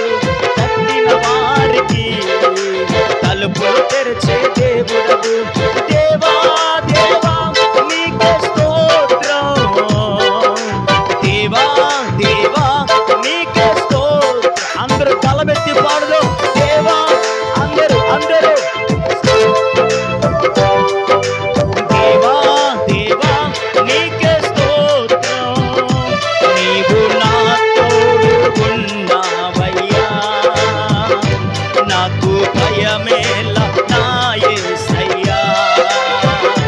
నీవు నాలోనే ఉన్నావయ్యా, నాకు దిగులేలా నా యేసయ్యా. నాకు భయమేలా, నాకు దిగులేలా, నాకు చింతేలా, నాకు భీతేలా. నీవు నా తోడు ఉన్నావయ్యా. అందరూ పాడగలమా? నాకు భయమేలా నా యేసయ్యా, నీవు నాతోనే ఉన్నావయ్యా, నాకు దిగులేలా నా యేసయ్యా.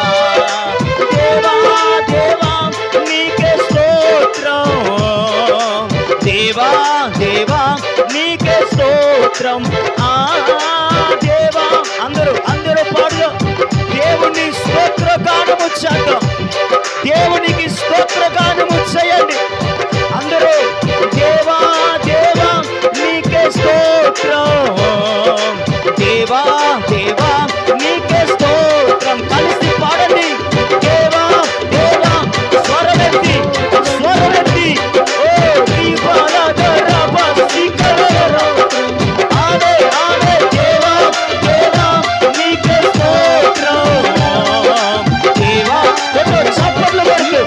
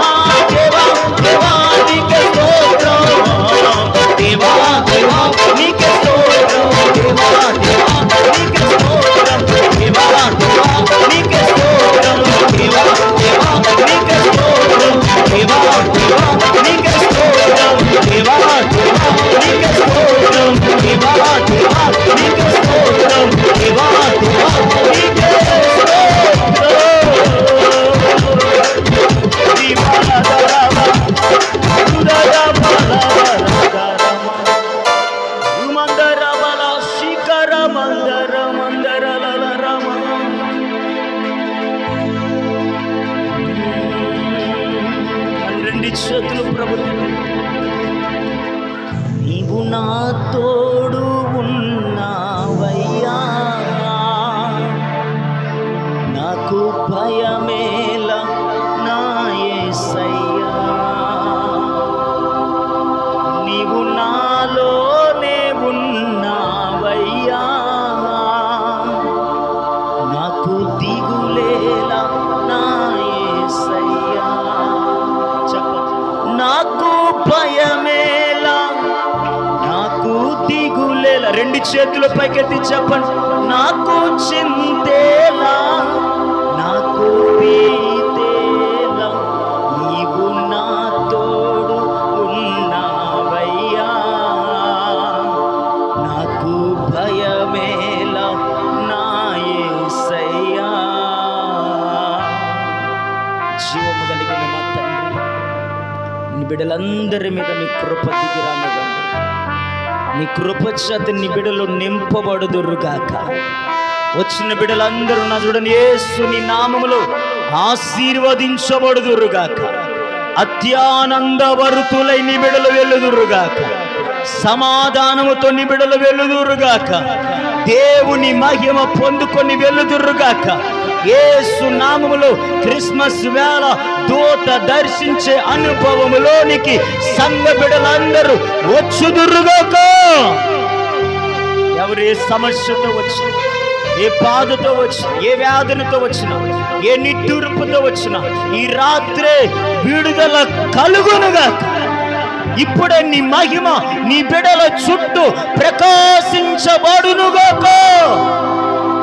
వచ్చే సంవత్సరానికి నీ బిడ్డలందరూ యేసు నామములో ఈ 2024 కంటే 2025లో గొప్ప కార్యాలు కన్నులారా చూచుదురుగాక. కృపతో నింపి నడిపించి బలపరచు. ఈ పరిచర్యను ఇంకను దీవించి ఈ గ్రామ పెద్దలను, నాయకులను, చిన్నవారిని, పెద్దవారిని, యవనస్తులను, స్త్రీలను, పురుషులను అందరూ దీవించబడాలి ప్రభువా. ఇంకనేక మంది ప్రజలు నీ మందిరములోనికి తండోపతండాలుగా జల ప్రవాహం వలె పరుగులెత్తుకొని వచ్చుదురుగాక. అద్భుతం. ఇది అసలు పీటర్ గారు, అమ్మగారు, ఇచ్చిన బిడ్డలను, కుటుంబాన్ని అంతటిని మీరు ఆశీర్వదించి వేదికను అలంకరించినటువంటి మీ దాసులను, పరిచర్యలు, కుటుంబాలను దీవించి అందరి మీద మీ కృపనుంచు. మమ్మల్ని అందరిని మీ చేతులకు అప్పగిస్తూ వెత్తబడిన మాటలు, సాక్ష్యాలు, వాక్యం అందరి హృదయాలలో ఫలించబడునుగా. యేసయ్య నామములో ప్రార్థిస్తూ మమ్మల్ని అందరిని మీ చేతులకు అప్పగిస్తున్నాము తండ్రి. ఆమేన్. చెప్పండి ఆమేన్. ఆమేన్. మీ అందరికీ వందనాలండి. ఒక చిన్న ప్రకటన. మీరు ఎప్పుడైనా నా యొక్క సాక్ష్యం కానీ లేక నా వర్తమానాలు కానీ మీరు ఎప్పుడైనా వినాలి అని అనుకుంటే యూట్యూబ్లో పాస్టర్ వై నోవాహు అని ఉంటుంది. ఆ యూట్యూబ్ను సబ్స్క్రైబ్ చేయండి. తప్పక ఆ YouTube channel pastor Y NOVAHU అని ఉంటుంది. నోవాహు అని, పాస్టర్ నోవాహు అని మీరు తప్పక వీడియోల్లో ఏమైనా సందేశాలు వినాలనుకుంటే వినొచ్చు అని మాట తెలియజేస్తూ, చక్కటి అవకాశం ఈ పూట నాకు అనుగ్రహించిన దేవాది దేవునికి, నన్ను ఈ స్థలానికి ఆహ్వానించినటువంటి తండ్రి సమానులు, అభిషక్తులు, ఆత్మీయులు పీటర్ నాన్నగారికి, అలాగే కుమారులు ఆనంద్ గారికి అందరికీ ప్రభు పేట వందనాలు. యేసయ్య మనలందరినీ ఆశీర్వదించునుగాక. ఆమేన్. ఆమేన్. అలాగే నిలబడండి. ఈ సమయంలో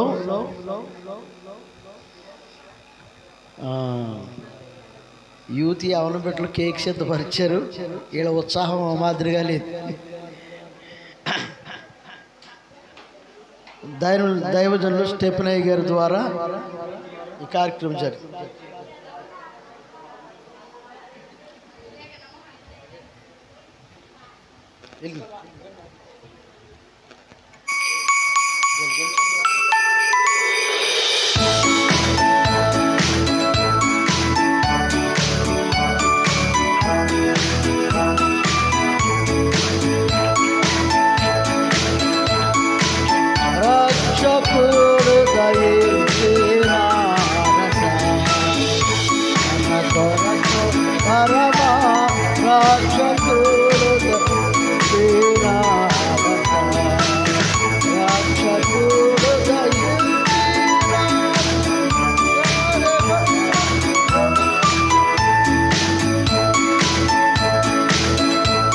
ఓయ్ అబ్బాయి,